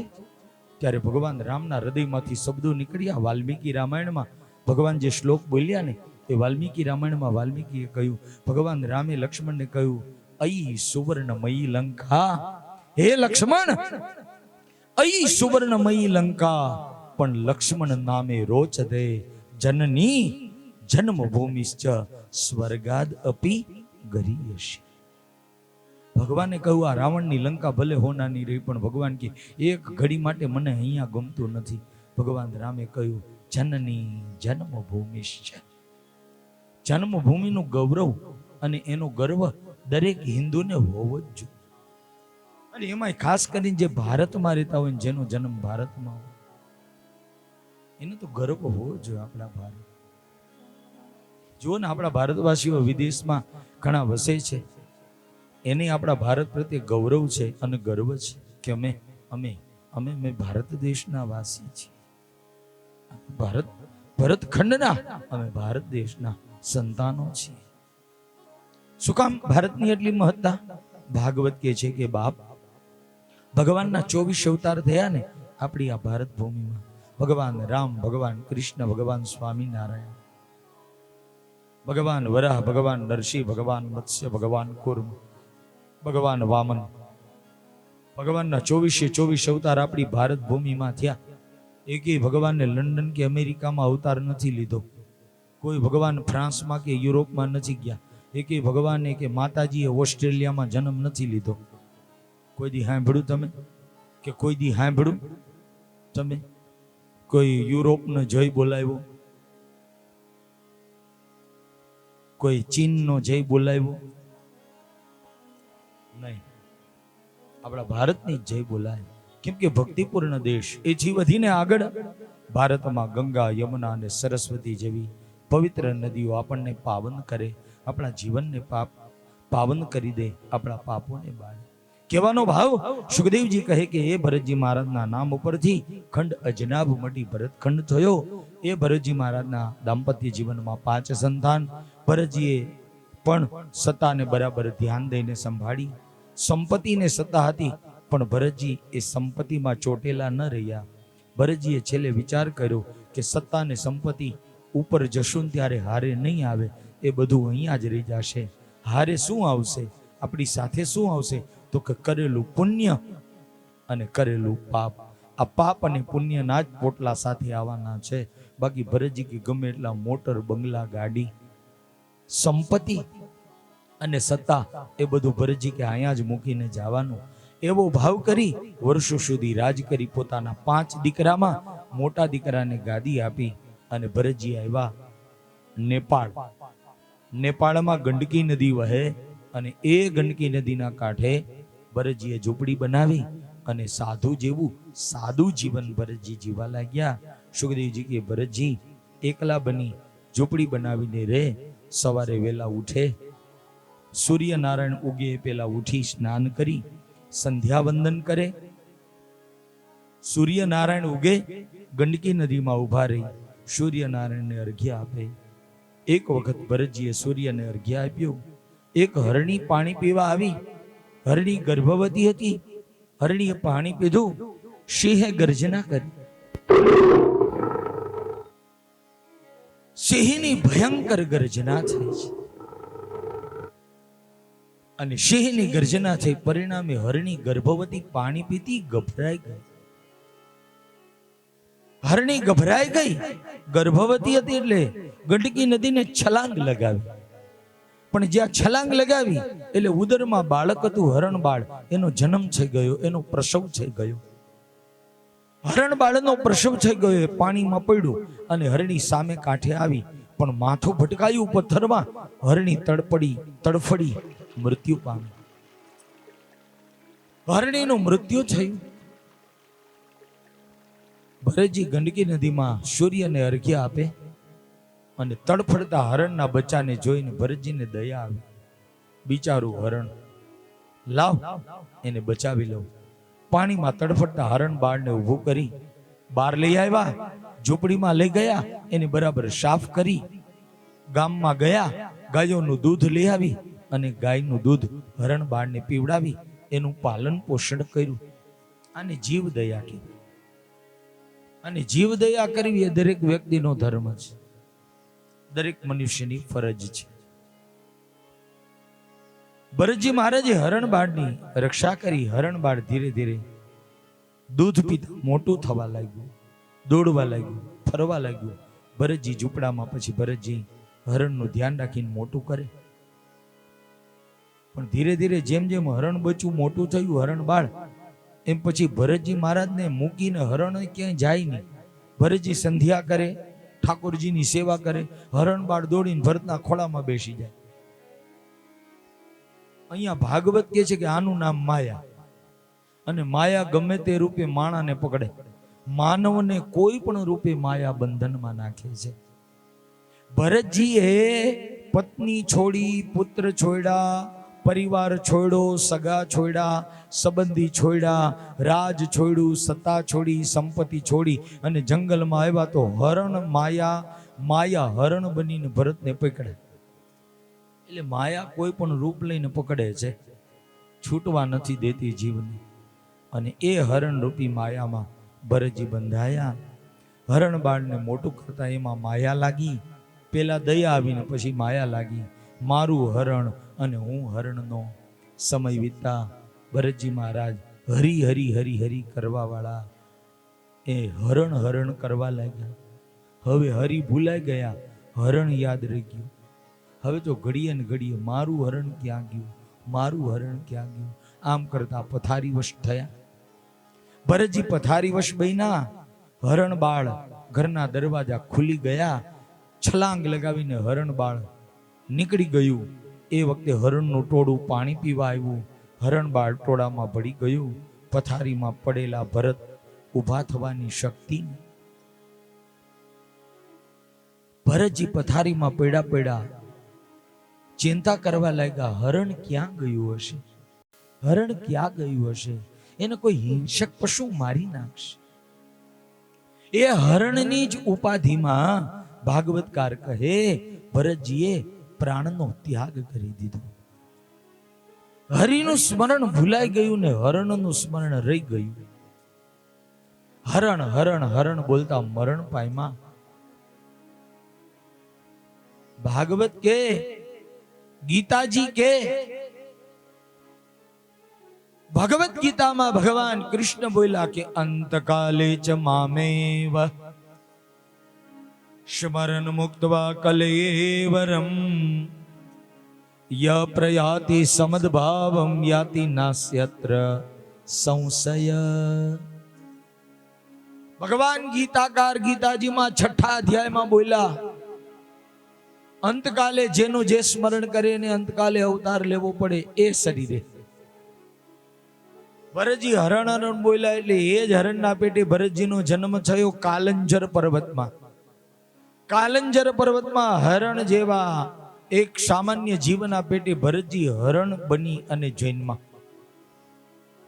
એ જ હરણના પેટે જન્મેલા ભરત ધીરે ધીરે મોટા થયા. પણ ભરતજીનું ભજન સુખદેવજી કે આગલા જન્મમાં હતું ને, એટલે એને હરણ શરીરમાં યાદ આવ્યું કે આગલા જન્મમાં જેના નામ ઉપરથી ખંડનું નામ ભરત પડ્યું, એવો મહાન ભરત હરણમાં આસક્તિ કરીને મરવા ટાણે હરી બોલવાને બદલે હરણ બોલ્યો ને હરણ બનવું પડ્યું. સુખદેવજી કે ભરતજીને યાદ આવી ગયો આગલો જન્મ, કે આગલા જન્મમાં ભરત હતો અને હરણમાં માયા લાગી અને હરણ બનીને આવવું પડ્યું. હવે તો કોઈમાં માયા જ નથી લગાડવી, આસક્તિ જ નથી રાખવી. હરણ શરીર ભરતને પ્રાપ્ત થયું. ભાગવતકાર કહે ભરતજી તો ભાગ્યશાળી હતા કે એને આગલો જન્મ યાદ આવ્યો. અને આપણને તો અઠવાડિયા પહેલા હું ખાધું તું એ યાદ ન હોય. ભરતજીને તો આગલો જન્મ યાદ રહ્યો ભક્તિના પ્રભાવે. હરણ શરીર મળતા ભરતજીએ નક્કી કર્યું, ભૂખ્યો તરશો, હરણ શરીરને છોડી દો. હરણ શરીરને ભરતજી ભૂખા તરસ્યા રહી. શરીરને પીડા આપી શરીર છોડી દીધું. હરણ શરીર છૂટી ગયું. એ પછી ત્રીજો જન્મ ભરતજીનો થયો આંગીરસ કુળમાં, આંગીરસ બ્રાહ્મણ જ્ઞાતિમાં. ભરતજી એ જૈનમાં પાંચ ભાઈઓમાં સૌથી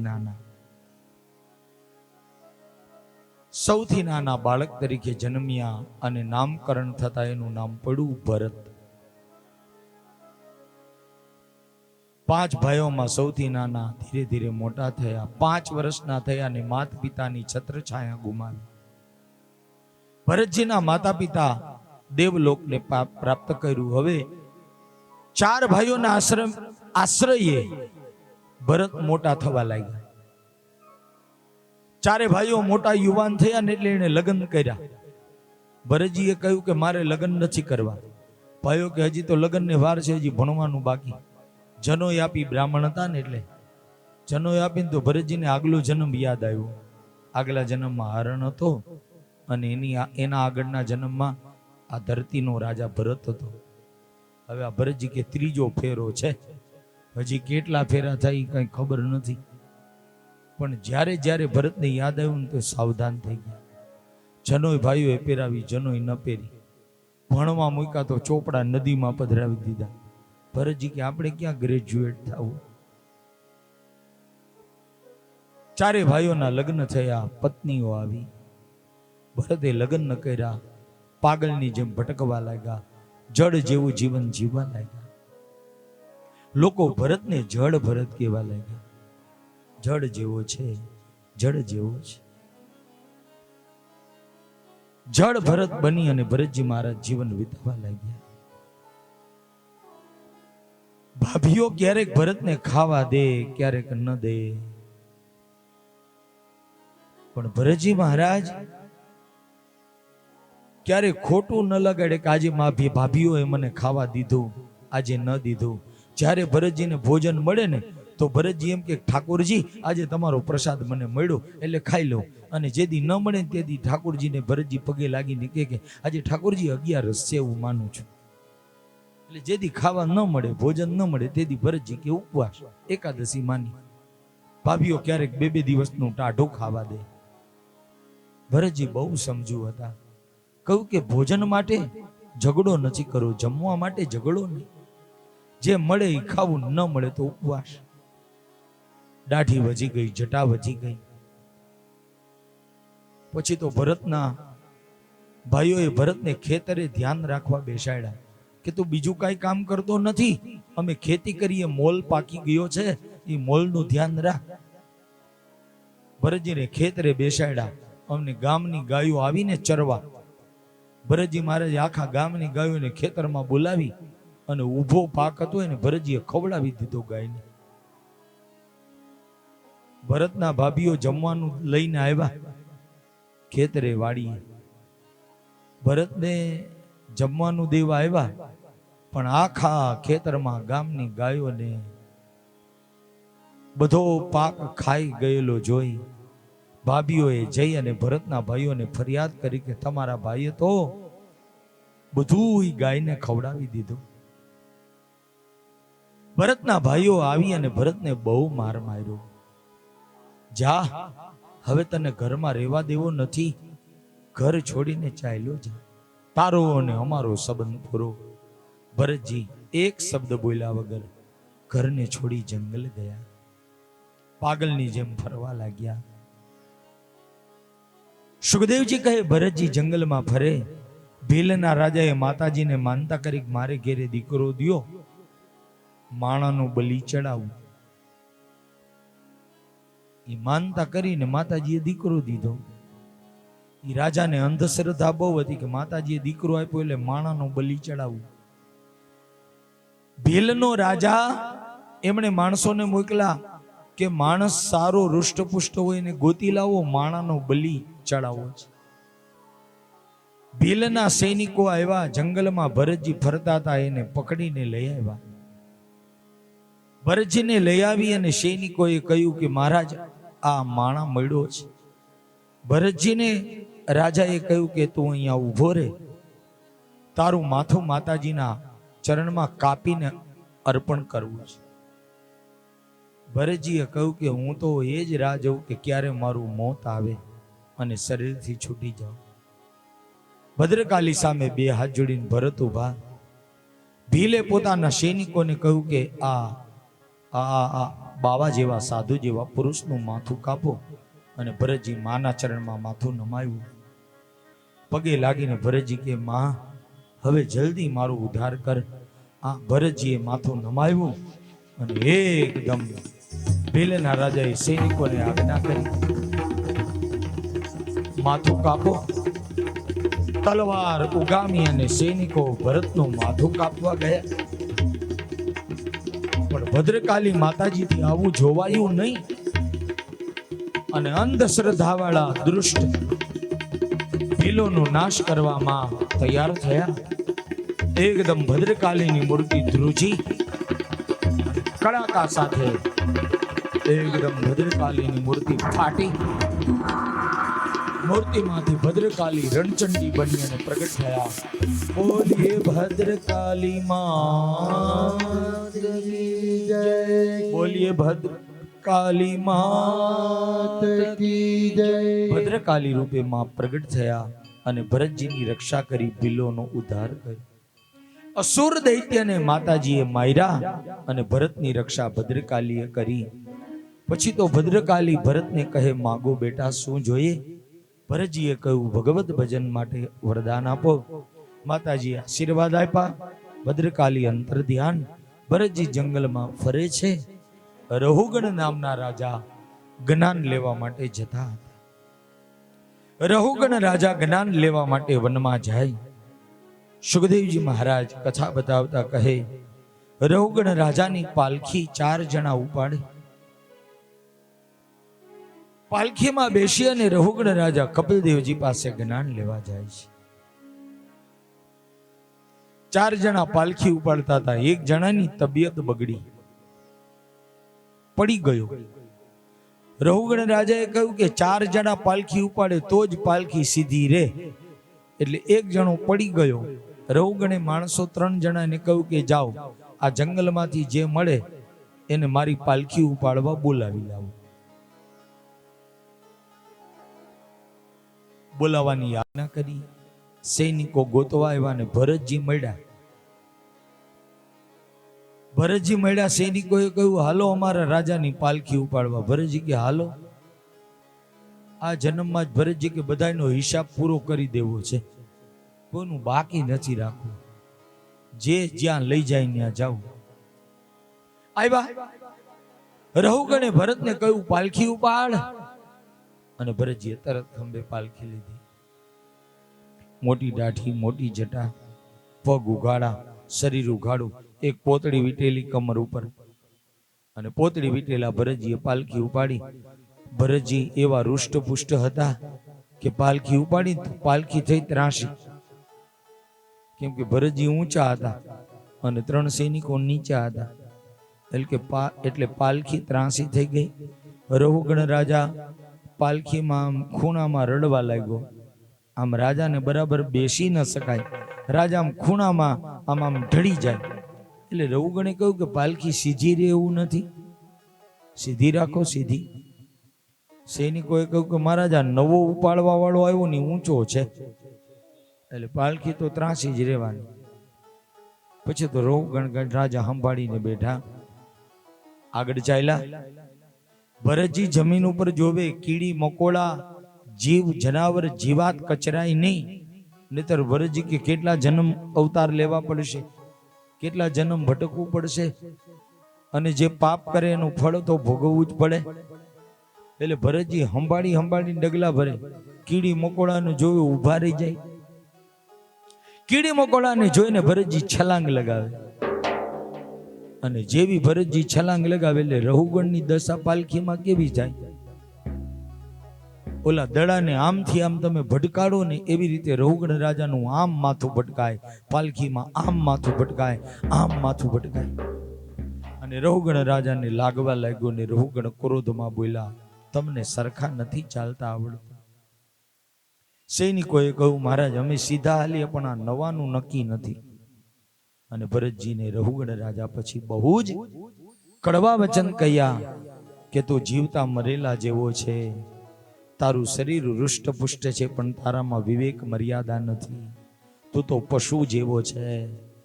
2 વાર રાજા બોલ્યા જીવતા મરેલા જેવો, 3જી વાર રહુગણ બોલ્યા જીવતા મરેલા જેવો.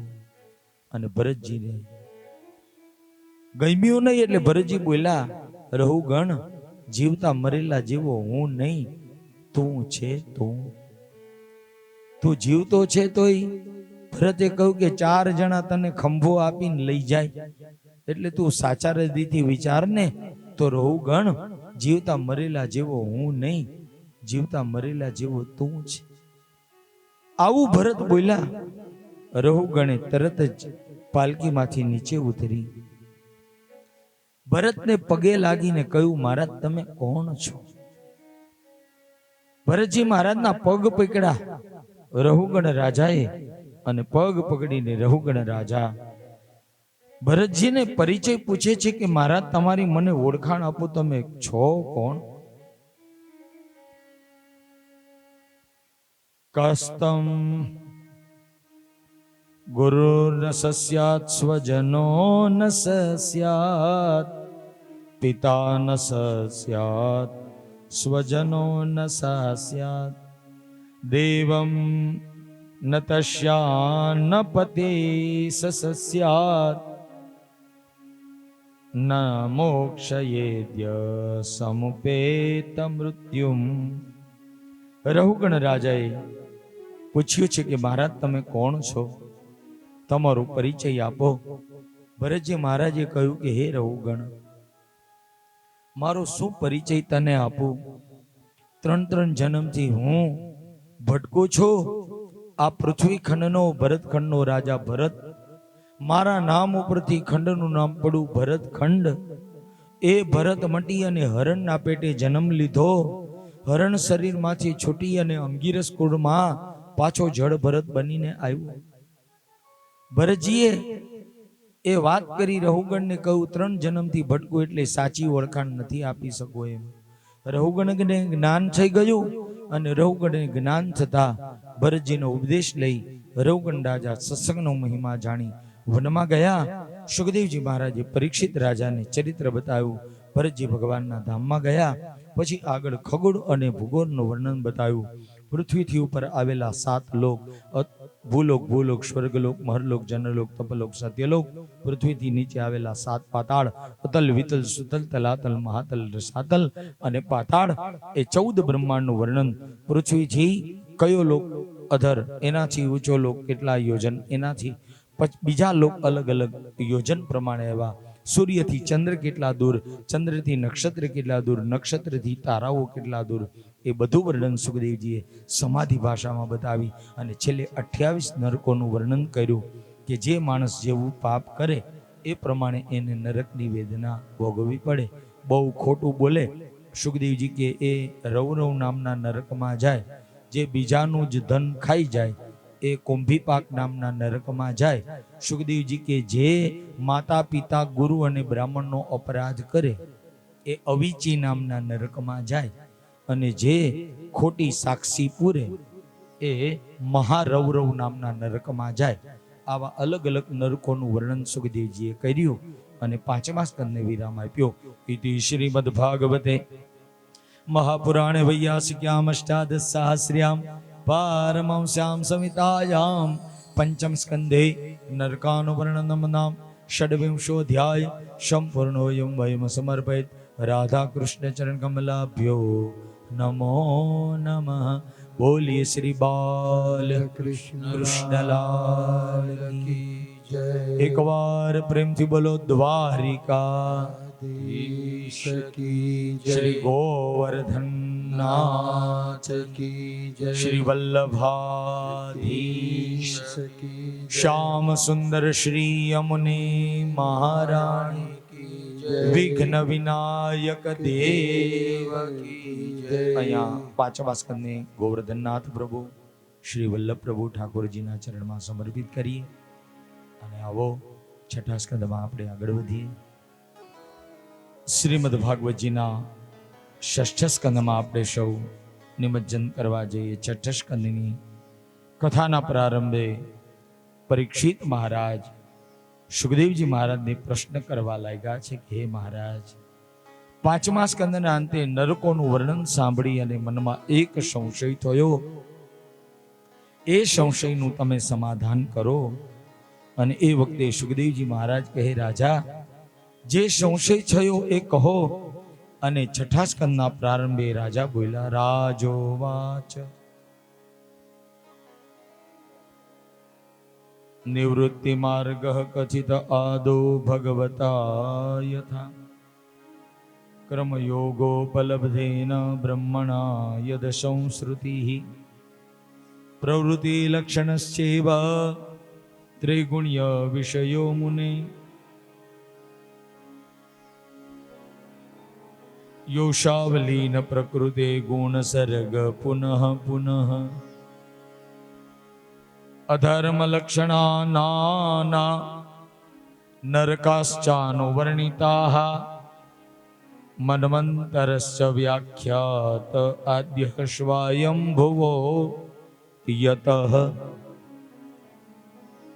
6ઠા સ્કંદના પ્રારંભે રાજાએ સુખદેવજી મહારાજને કહ્યું કે મહારાજ, 5મા સ્કંદમાં નરકનું વર્ણન સાંભળી અને મને મનમાં એ વિચાર આવ્યો કે જેવું જે પાપ કરે એ પ્રમાણે એને નરકમાં જવું પડે.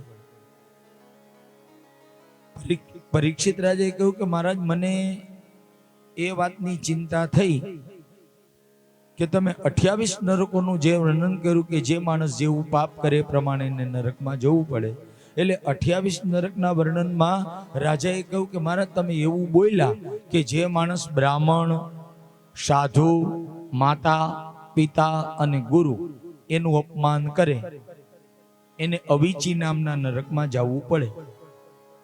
એટલે રાજાએ કહ્યું કે મહારાજ, તો મારાથી ભૂલમાં અજાણતામાં એક ઋષિના ગળામાં મરેલો સર્પ પહેરાવાઈ ગયો છે. એટલે ઋષિનું મેં અપમાન કર્યું કહેવાય, સાધુનું અપમાન કર્યું કહેવાય. પરીક્ષિત રાજાએ કહ્યું કે તો મારે નરકમાં જવું પડે. જો રાજાનું કેટલું બધું ધ્યાન છે ભગવાનની કથામાં. પરીક્ષિત રાજાએ કહ્યું કે મારાથી આ પાપ થયું તો મારે નરકમાં જવાનું કથા સાંભળીને. સુખદેવજી કે રાજા, તમારે નરકમાં જવાની તમને અધિકાર જ હવે નહીં રહે. હવે તમે નરકમાં જવાના અધિકારી નથી, હવે તો તમે સ્વર્ગના અધિકારી છો, તમે વૈકુંઠના અધિકારી છો. પરીક્ષિત રાજાએ કહ્યું કે મહારાજ, મારા પાપ બધા બળી જાય. કથા સાંભળી સુખદેવજી કે તમે તમારા સમગ્ર જીવનને ભગવાન ભાગવતજીને અર્પણ કરી દીધું છે. અને એ શાસ્ત્રનો સુખદેવજી મહારાજે કહ્યું રાજા નિયમ છે, સાચા હૃદયથી કોઈ પશ્ચાતાપ કરે ને તો ભગવાન એના પાપને માફ કરે છે.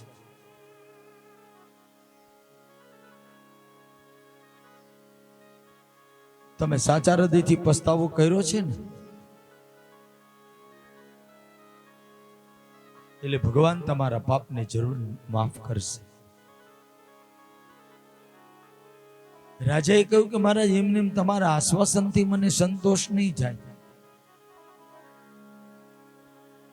પરીક્ષિત રાજાએ કહ્યું કે મહારાજ એવી કોઈ કથા છે કે જેણે જીવનમાં પાપ કર્યું હોય અને એના પાપને ભગવાને માફ કર્યું હોય અને એવા પાપી આત્માને ભગવાને વૈકુંઠ આપ્યું હોય એવું કોઈ દ્રષ્ટાંત હોય, એવી કોઈ કથા હોય તો પેલા મને કયો, તો મને સંતોષ થાય કે કથાથી પાપી આત્માનો ઉદ્ધાર થાય. સુખદેવજી કે સાંભળો. કાન્ય કુબજે દ્વિજ કશ્ચિત દાસી પતિ અજામિલ નામના નષ્ટ સદાચારો દાસ્યાઃ સંસર્ગ દૂષિત. સુખદેવજી મહારાજે કહ્યું કાન્યકુબ્જ નામના નગરમાં એક બ્રાહ્મણ રહેતો હતો. બ્રાહ્મણનું નામ હતું અજામિલ. અજામિલ નામનો બ્રાહ્મણ રહેતો હતો અને અજામિલ નામના બ્રાહ્મણ પાપ અધર્મ અત્યાચાર પેલા એના જીવનમાં નહોતો. પેલા તો બહુ પવિત્ર હતો. દાંપત્ય જીવનમાં 9 દીકરા હતા, પત્ની હતી, ઘર હતું. એક વખતની સુખદેવજી की વાત છે કે આત્મદેવ અજામિલ નામનો બ્રાહ્મણ ભગવાનની પૂજા કરવા માટે વનમાં ફળફૂલ લેવા ગયો. વનમાં ફળફૂલ લેવા ગયો અને કોઈ ગણિકાને પરપુરુષની સાથે જંગલમાં ફરતા જોઈ છે.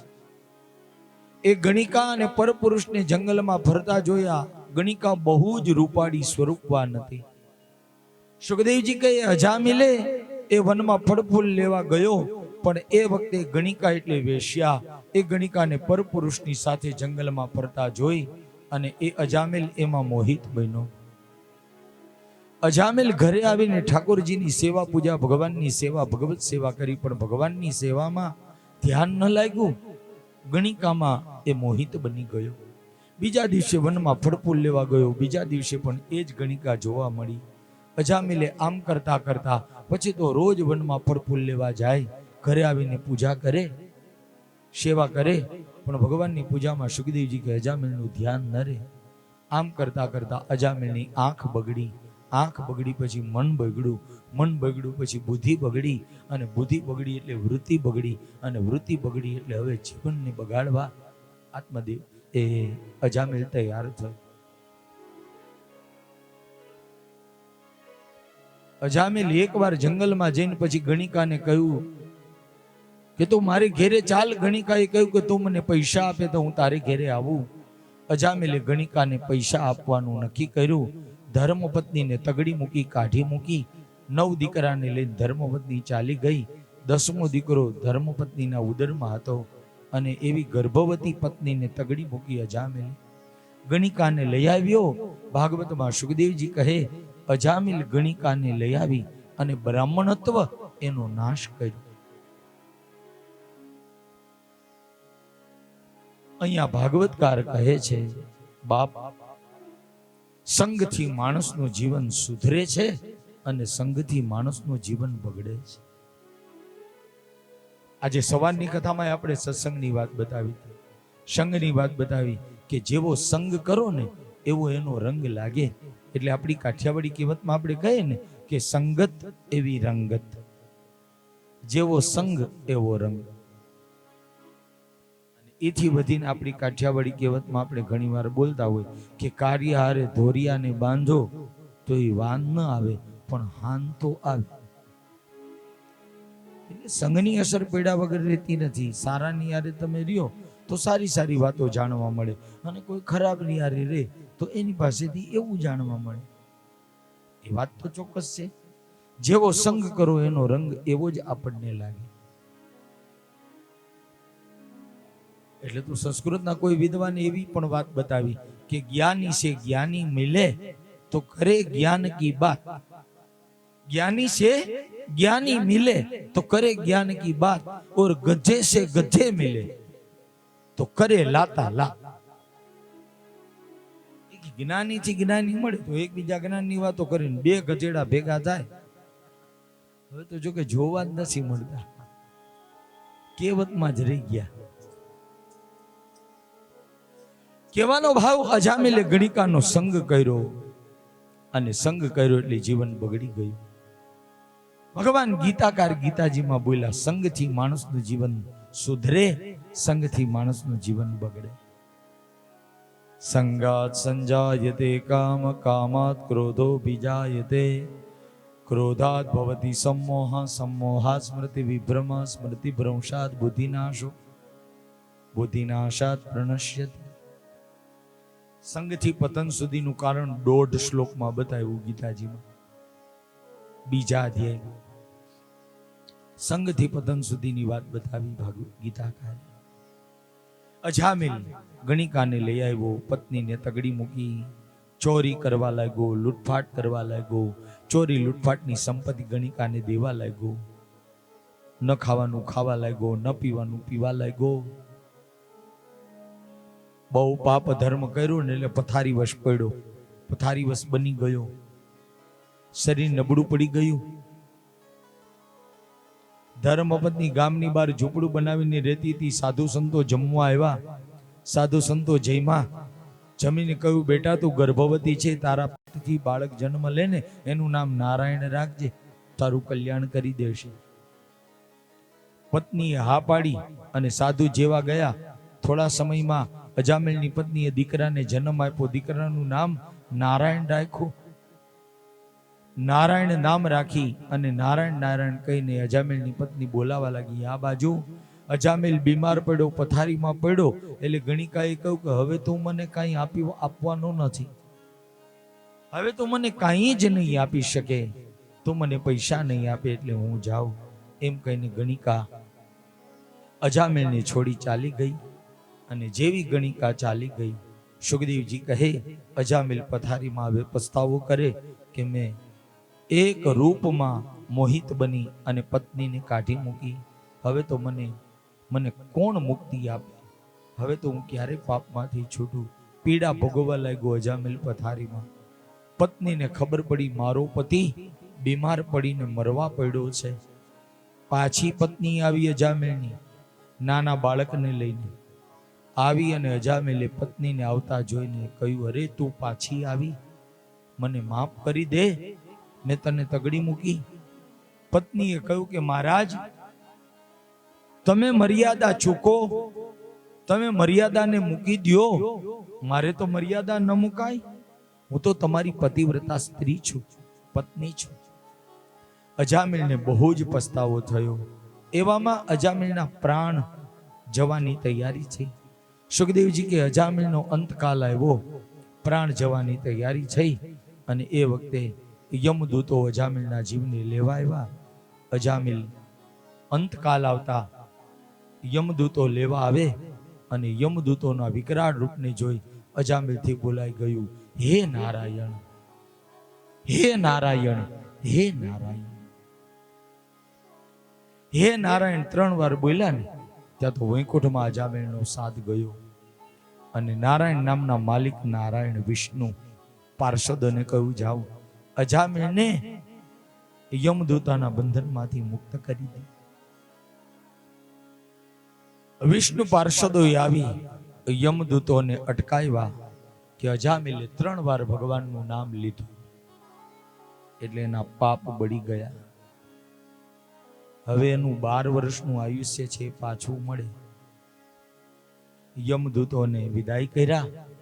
અજામિલે પાર્ષદોની વાત સાંભળી અને પશ્ચાતાપ થયો કે 3 વાર નારાયણનું નામ લીધું, 12 વર્ષ સુધી જીવતદાન મળ્યું. હવે તો જ્યાં સુધી જીવું ત્યાં સુધી ભગવાનનું નામ લઉં. ઘર છોડી સુખદેવજી કહી અજામિલ ગયો હરિદ્વાર. હરિદ્વારમાં અજામિલે ભગવાનનું નામ લીધું.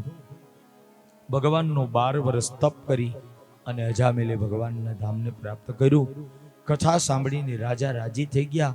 આટલા બધા ભગવાન દયાળુ, 3 વાર અજામિલે ભગવાનનું નામ લીધું ને મુક્તિ મળી ગઈ. પરીક્ષિત રાજાને સુખદેવજી કે તમે તો 7 દિવસ કથા સાંભળવાના છો, ભગવાનનું ધામ તમને મળે. સંશય દૂર થયો. આગળ કથા બતાવી. સુખદેવજી મહારાજ આગળ ચરિત્ર બતાવે. કહ્યું એકવાર ઇન્દ્ર સભામાં બેઠા, સંગીત ચાલતું હતું અને એ વખતે દેવતાઓના ગુરુ બૃહસ્પતિ આવ્યા અને દેવતાઓના ગુરુ બૃહસ્પતિ આવ્યા, પણ સંગીતનો પ્રોગ્રામ હતો એટલે ઇન્દ્રે ગુરુને આદર આવકાર ન આપ્યો. ઇન્દ્રે આદર આવકાર ન આપ્યો એટલે બૃહસ્પતિ ગુરુ એમણે નક્કી કર્યું કે જ્યાં આવકારો ન હોય, આદર ન હોય ત્યાં રોકાવાય નહીં. એટલે ગુરુ મહારાજ બૃહસ્પતિ સભા છોડી ચાલ્યા ગયા. લાગી આવ્યું, દુઃખ લાગ્યું. પ્રોગ્રામ પૂરો થયો. ઇન્દ્રએ જોયું, ગુરુને જોયા નહીં. પ્રોગ્રામ પૂરો થયો, કાર્યક્રમ પૂરો થયો ને ઇન્દ્ર ગુરુદેવને ઘરે ગયો. ગુરુજી ઘરે ન મળ્યા. જ્યાં જ્યાં ગુરુજી જતા હતા ત્યાં બધે ઇન્દ્ર ગયો, પણ ક્યાંય ગુરુ મળ્યા નહીં. ઇન્દ્ર સમજી ગયો કે જેના ગુરુ રિસાય ને એનું બધું પતન થઈ જાય, એનું રાજ જાય, એની સત્તા જાય, એની સંપત્તિ જાય, એનો વૈભવ ચાલ્યો જાય. ઇન્દ્ર મૂંઝાયા. હવે આ બાજુ દાનવોને ખબર પડી કે ઇન્દ્રના ગુરુ રિસાયા, ઇન્દ્ર ઉપર યુદ્ધ કરવું છે. પણ ત્યાં તો ઇન્દ્રએ તપાસ કરી કે ગુરુ જલ્દી બનાવી લો. તો વષ્ટા ઋષિના દીકરાનું નામ હતું વિશ્વરૂપ. એ વિશ્વરૂપને ઇન્દ્રએ ગુરુ બનાવ્યા. વિશ્વરૂપને ગુરુ બનાવી અને નારાયણ કવચની વિદ્યા લીધી. અને ઇન્દ્રએ વિશ્વરૂપને ગુરુ બનાવી અને નારાયણ કવચની વિદ્યા દ્વારા બળવાન બન્યા. વિશ્વરૂપે ઇન્દ્રને યજ્ઞ કરાવ્યો. વિશ્વરૂપનું મોસાળ અસુરનું હતું, રાક્ષસીનો દીકરો હતો. એના બાપ ઋષિ હતા પણ માં રાક્ષસી હતી, રાક્ષસોની બેન. એટલે વિશ્વરૂપે રાક્ષસોને આહુતિ આપી ઇન્દ્રસ્વરૂપનું માથું કાપી નાખ્યું. એક નહીં 3 માથા વિશ્વરૂપને હતા, એવું દેવી ભાગવતમાં લખ્યું છે. દેવી ભાગવતમાં લખ્યું વિશ્વરૂપને 3 માથા હતા અને વિશ્વરૂપનું બીજું નામ હતું ત્રિશિરા. ત્રિ એટલે 3 અને શિરા એટલે શિર, મસ્તક. 3 મસ્તક વિશ્વરૂપને હતા. એક મસ્તકથી અન્ન ખાતો હતો, બીજા મસ્તકથી મદિરા પાન કરતો હતો અને ત્રીજા મસ્તકથી સોમ રસ પીતો હતો, એટલે અમૃત જેવો રસ. 3 મસ્તક કપાયા. વિશ્વરૂપનું મૃત્યુ થયું. ઇન્દ્રને બ્રહ્મત્યા લાગી. બ્રહ્મત્યા ઇન્દ્રને અગ્નિ રૂપે બાળવા આવી. 4 જણાએ બ્રહ્મત્યાના ભાગ લીધા. પૃથ્વીએ, પાણીએ, વૃક્ષોએ અને સ્ત્રીઓએ. બ્રહ્મત્યાના 4 ભાગ થયા. બ્રહ્મત્યામાંથી ઇન્દ્ર મુક્ત થયો. વિશ્વરૂપના પિતા ત્વષ્ટા ઋષિએ વેરનો બદલો વાળવા યજ્ઞ કર્યો. યજ્ઞમાંથી વૃત્રાસુર પ્રગટ કર્યો. વૃત્રાસુરને ત્વષ્ટાએ કહ્યું કે જા, તારા ભાઈને મારવા વાળા ઇન્દ્રને મારી નાખ.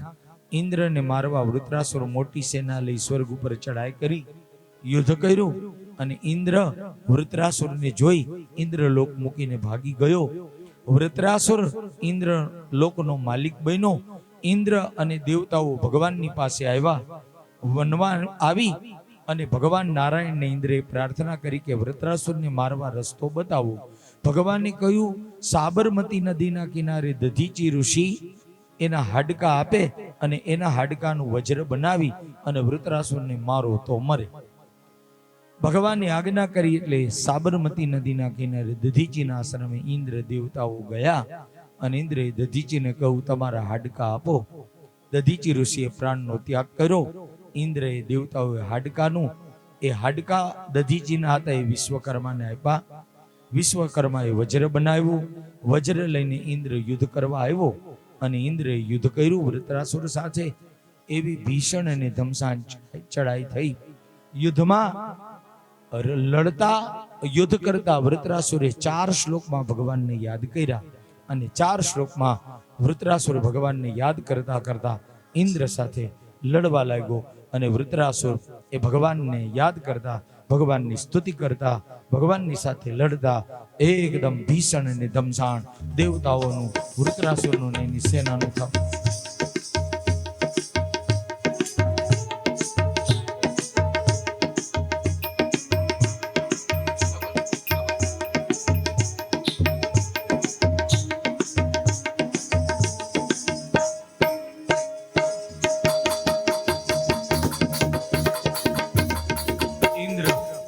અને વૃત્રાસુરનું યુદ્ધ થયું.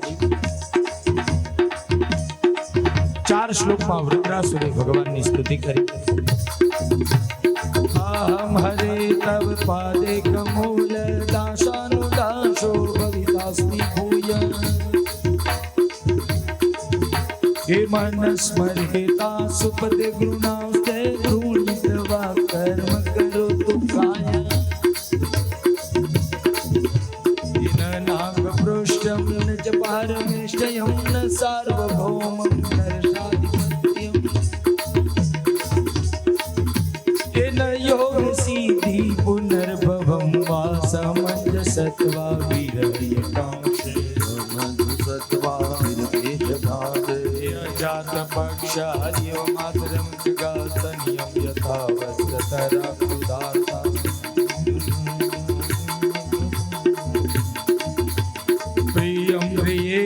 વિષિતં વિષણ્ણા મનોરવિલાસતિ દૃક્ષતે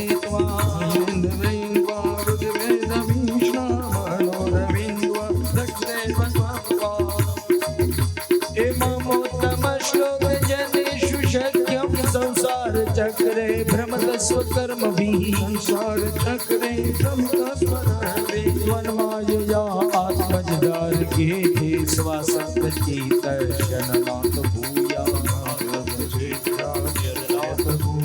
સ્વાસક્ત ચિત્તશનનાથ ભૂયા સ્વાસક્ત ચિત્તશનનાથ ભૂયા. 4 શ્લોકમાં ભગવાનની સ્તુતિ કરીને વૃત્રાસુર એનું માથું ઇન્દ્રે કાપ્યું. માથું કાપ્યું, એના હાથ કાપ્યા અને એ જ વૃત્રાસુર એ પછી તો બહુ જ પ્રયત્નના અંતે મૃત્યુ પામ્યા અને વૃત્રાસુરનો ઉદ્ધાર થયો. વૃત્રાસુરનો ઉદ્ધાર તો ઇન્દ્રે કર્યો, પણ સુખદેવજી કહે વૃત્રાસુરને બ્રહ્મત્યા, ઇન્દ્રને વૃત્રાસુરને મારવાથી પાછી બ્રહ્મત્યા લાગી બીજી વાર. હવે બ્રહ્મત્યા વૃત્રાસુરને બાળવા આવી. બ્રહ્મત્યાનો કોઈ ભાગ પડાવવા તૈયાર ન થયા એટલે ઇન્દ્ર ગયો કૈલાશ માનસરોવર. ત્યાં કમંડના નાળચામાં 1000 વર્ષ સુધી ઇન્દ્ર કમંડના નાળચામાં બેઠો. કમંડના નાળચામાં 1000 વર્ષ સુધી ઇન્દ્રએ બેસી અને ભગવાનનું આરાધન ને તપ કર્યું. 1000 વર્ષ એ સ્વર્ગની ગાદી ઇન્દ્રલોક ખાલી રહ્યો, પણ ખાલી ન રહે એના માટે બીજા ઇન્દ્ર બન્યા નહુષ. નહુષ ઇન્દ્ર બનીને ઇન્દ્રાણી ઉપર કુદ્રષ્ટિ કરી એટલે નહુષનું સપ્તર્ષિ દ્વારા પતન થયું.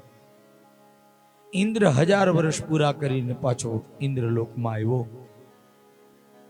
વૃત્રાસુર પૂર્વ જન્મમાં ચિત્રકેતુ રાજા હતો, 1000 રાણી હતી, સંતાન નહોતું. અંગીરા ઋષિ ગુરુ હતા.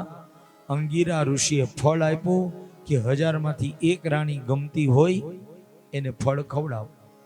ચિત્રકેતુએ અંગીરા ઋષિનું ફળ 1000 માંથી કર્તદ્યુતિ નામની રાણીને ખવડાવ્યું.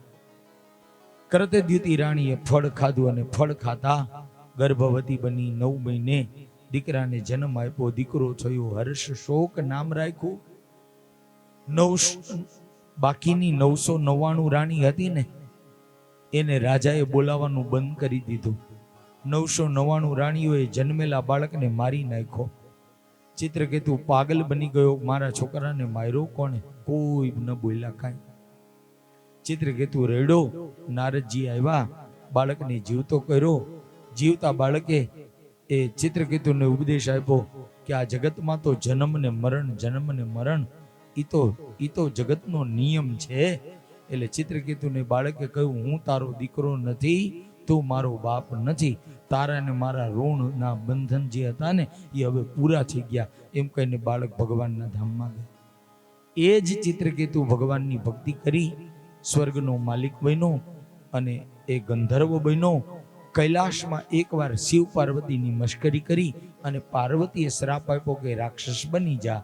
એ ચિત્રકેતુ એ પાર્વતીના શ્રાપથી સુખદેવજી કે વૃત્રાસુર બન્યો અને એ વૃત્રાસુરે ભગવાનની સ્તુતિ કરી અને વૈકુંઠ પ્રાપ્ત કર્યું. એ કથા બતાવી અને આગળ તે દિતિના રાક્ષસોની માતા દિતિ, એના ઉદરથી 49 મરુતનો જન્મ થયો અને પુંસવન વ્રત એ છેલ્લે બતાવ્યું અને પુંસવંત વ્રતના પ્રભાવી દીતિના ઉદરથી 49 મૃત થયા. એ કથા બતાવીને અહીંયા છઠ્ઠા સ્કંદને સુખદેવજી વિરામ આપ્યો. એટલે શ્રીમદ ભાગવતે મહાપુરાણ વૈયાસિકામ અષ્ટાદ સહસ્ર્યામ પારમં શામ સવિતાયામ ષષ્ઠ સ્કંદે કોનવિંશોધ્યાય સંપૂર્ણોયમયમ સમર્પિત રાધા કૃષ્ણ જનકમલાભ્યો નમો નમઃ. બોલો ભાગવત ભગવાન કી ગોવર્ધનનાથ કી દ્વારિકાધીશ કી જય. અહીંયા ગોવર્ધનનાથ પ્રભુના ચરણમાં છઠ્ઠા સ્કંદને સમર્પિત કરી, વલ્લભ પ્રભુના ચરણમાં છઠ્ઠા સ્કંદને સમર્પિત કરી સાતમા સ્કંદમાં સુખદેવજી કથા બતાવીને રાજાએ પ્રશ્ન કર્યો, મહારાજ ભગવાન એવું જ કરે છે કે રાક્ષસોને મારે દેવતાઓને ઉગારે? સુખદેવજીએ કહ્યું કે રાજા, રાક્ષસ ભગવાનની ભક્તિ કરે તો એના માટે ભગવાન આવે. રાજાએ કહ્યું કે ભગવાને રાક્ષસ માટે અવતાર લીધો એવી કથા કયો. સુખદેવજી કે આવો રાજા, પ્રહલાદની કથા કહું. પ્રહલાદ હિરણ્યકશિપુના દીકરા હતા. હિરણ્યકશિપુએ હિરણ્યાક્ષ એનો ભાઈ એનો નાશ ભગવાને વરા રૂપે કર્યો. એટલે હિરણ્યકશિપુએ પરિવારજનોને કહ્યું કે હું મંદરાચલ પર્વતમાં તપ કરવા જાઉં. મારા ભાઈને મારવા વાળા નારાયણ સાથે યુદ્ધ કરીને વેરનો બદલો લઉં ને બ્રહ્માનું આરાધન કરું.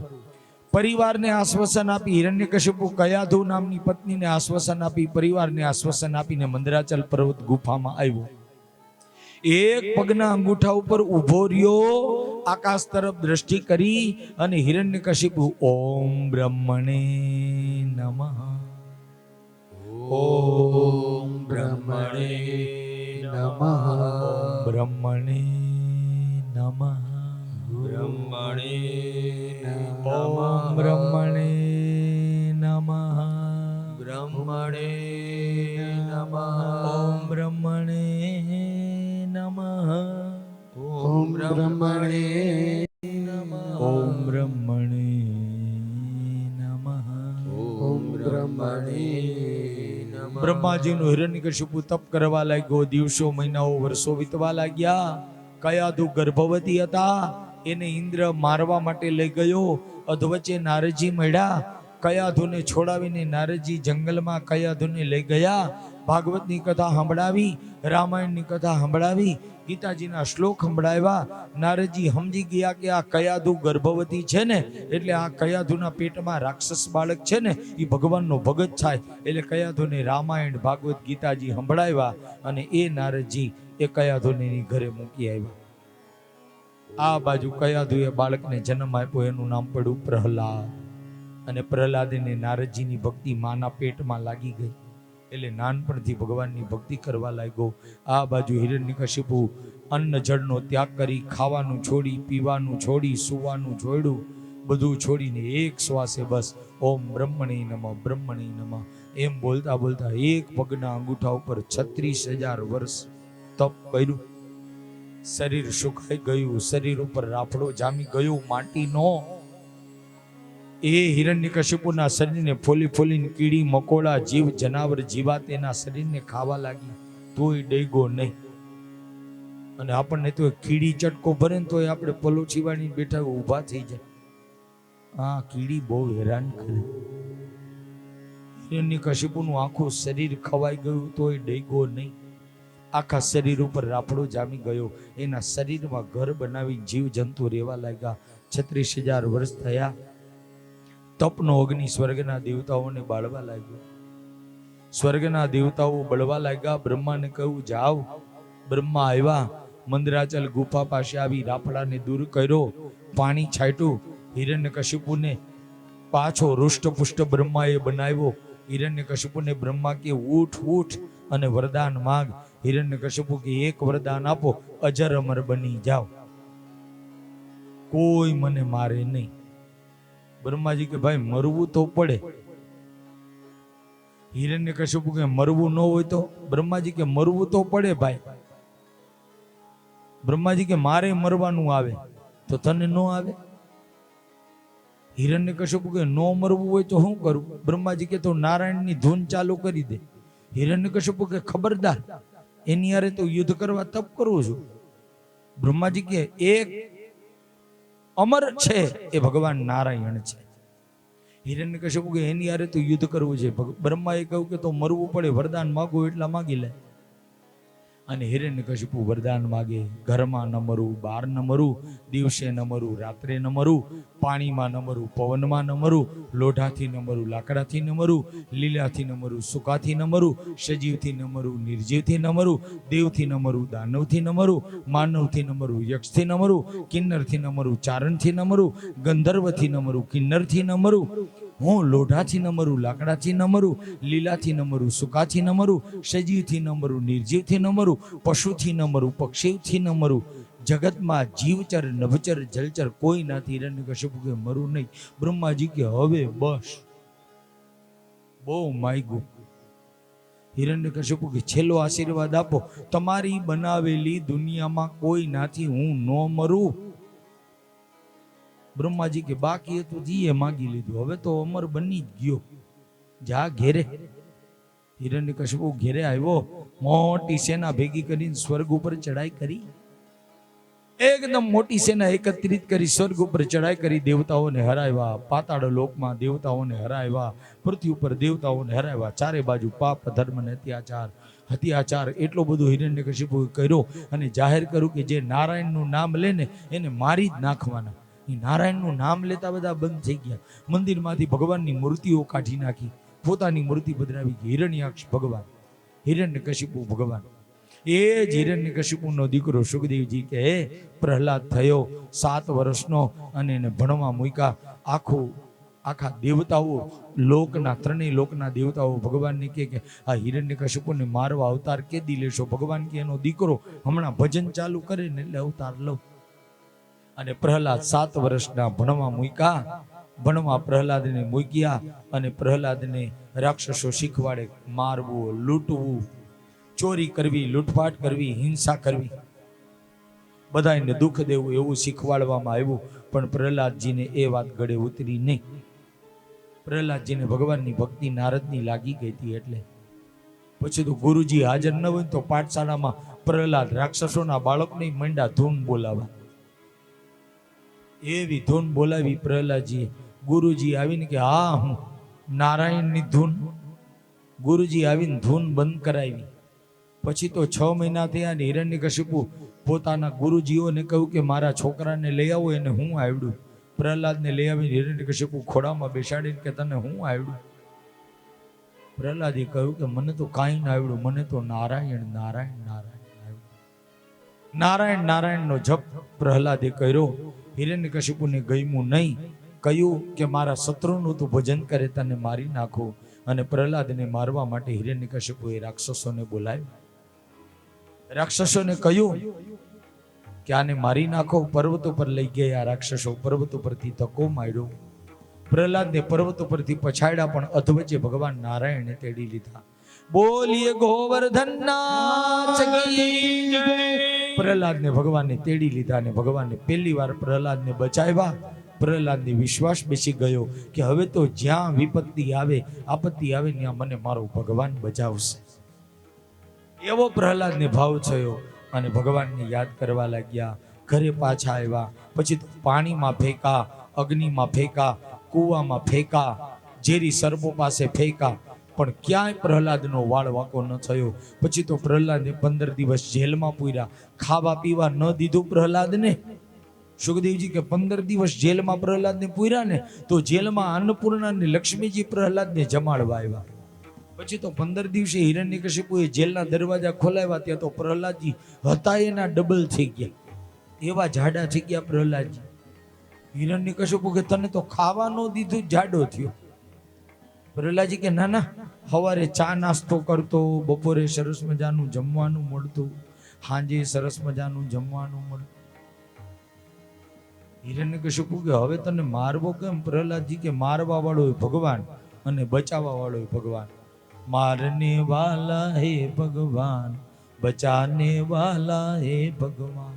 મારને વાલા હે ભગવાન, बचाने वाला है भगवान. मारने वाला है भगवान, बचाने वाला है भगवान. मारने वाला है भगवान, बचाने वाला है भगवान. मारने वाला है भगवान, बचाने वाला है भगवान. मारने वाला है भगवान बचाने वाला है ફાગણ મહિનો આવ્યો ને ફાગણ મહિનાની પૂનમના દિવસે હિરણ્યકશિપુની બેન આવી, નામ હતું હોલિકા. હોલિકાએ કહ્યું કે ભાઈ હું ચિંતામાં પડ્યો, દુબળો થઈ ગયો. હિરણ્યકશિપુ કે મારા છોકરાને મારવો છે. હોલિકાએ કહ્યું ગામના ચોકમાં લાકડા છાણાને ઘાસનો ઢગલો કર, તારા છોકરાને અગ્નિમાં બાળી નાખો. લાકડા છાણાનો ફાગણ મહિનાની પૂનમના દિવસે ગામના ચોકમાં હિરણ્યકશિપુએ ઢગલો કર્યો. લાકડા છાણા સૂકું ઘાસ એનો ઢગલો કરી અને સાંજના સમયે હોલિકાએ પ્રહલાદનો હાથ પકડ્યો. હોલિકા બેઠી લાકડા છાણાના ઢગલા ઉપર. ફરતા રાક્ષસો ભાર્યા. હોલિકાએ બ્રહ્માની ચુંદડી ઓઢી. અગ્નિ બાળે નહીં, પવન ઉડાડે નહીં, પાણી ડૂબાડે નહીં. હોલિકાએ કહ્યું કે હવે અગ્નિ પેટાવો. અને જેવો અગ્નિ પેટાવ્યો, ભગવાને પવનને આજ્ઞા કરી, પવન દેવ હોલિકાની ચુંદડી પ્રહલાદ ઉપર ઓઢાડી દ્યો. અને એવો પવન આવ્યો થી હોલિકાની ચુંદડી ઓઢેલી ઉડી પ્રહલાદ ઉપર ઓઢાડાઈ ગઈ.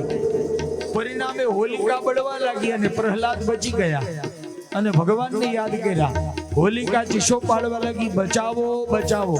અને પ્રહલાદ કેવા લાગ્યા, મારને વાલા હે ભગવાન બચાને વાલા, मारने वाला है भगवान बचाने वाला है भगवान मारने वाला है भगवान बचाने वाला है भगवान, मारने वाला है भगवान बचाने वाला है भगवान। એ હોલિકાને પ્રહલાદજી દ્વારા એ હોલિકાનું દહન થયું. ભગવાને હોલિકાને બાળી પ્રહલાદને બચાવ્યા. બીજે દિવસે ભાવિક જનોએ અબિલ ગુલાલ અને રંગ ઉડાડ્યા, જેને હવેલીમાં આપણે ડોલોત્સવ કહીએ, ફૂલડોલ ઉત્સવ કહીએ. એ ઉત્સવ ભક્ત બચી ગયા એ ભાવમાં મનાવવામાં આવ્યો. હિરણ્યકશિપુએ પ્રહલાદને જીવતા જોયા. પછી તો હિરણ્યકશિપુ દુઃખી થયો. ફાગણ પછી ચૈત્ર અને ચૈત્ર પછી વૈશાખ. વૈશાખ મહિનો આવ્યો ને વૈશાખ મહિનામાં 14 ના દિવસે થાંભલો તપાયો. થંભ પેટાયો હિરણ્યકશિપુએ અને થંભ ધગધગતો પ્રહલાદને કહ્યું, આ થંભને ભેટ તારા ભગવાન હોય તો. અને પ્રહલાદ થંભને ભેટા કડાકા સાથે. થંભમાંથી નરસિંહ નારાયણ વૈશાખ મહિનાની 14 ના પ્રગટ થયા. જય જયકાર બોલીએ નરસિંહ નારાયણ ભગવાન, બોલીએ નરસિંહ ભગવાન કી જય, નરસિંહ નારાયણ ભગવાન કી જય. એકદમ નરસિંહ નારાયણ ભગવાન અર્ધો સિંહનો ને અર્ધો નરનો રૂપ લઈને પ્રગટ થયા. વિકરાળ ગર્જનાઓ, સિંહની ગર્જનાઓ ભગવાન કરવા લાગ્યા.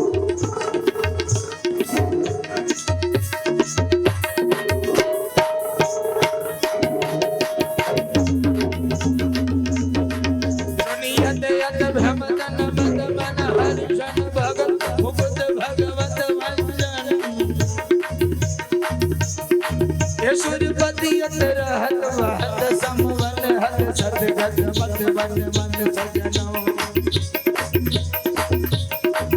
सुरपति अंदर हत वहत समधारण सुर पुकारण श्रवण सुने. ये भरपट यशुरण प्रगट घट भंजन विकट रूप नरसिंह भणे एवा विकट रूप नरसिंह भणे एवा विकट रूप नरसिंह. बोलिए नरसिंह नारायण भगवान की जय. નર અને સિંહ, અડધા માણા અને અડધા સિંહ.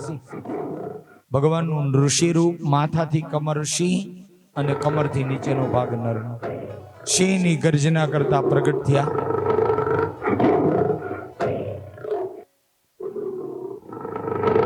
પાછળ જ આવ્યો છે હાવજ સાસણમાંથી. સિંહની ગર્જનાઓ કરતા ભગવાને હિરણ્યકશિપુને ખોળામાં સુવડાવ્યા. હિરણ્યકશિપુની છાતીમાં ભગવાને નખ ભરાવી અને હિરણ્યકશિપુની છાતી ફાડી અને એનો ઉદ્ધાર કર્યો, એને ગતિ આપી. જય જયકાર બોલીએ નરસિંહ નારાયણ ભગવાન કી જય.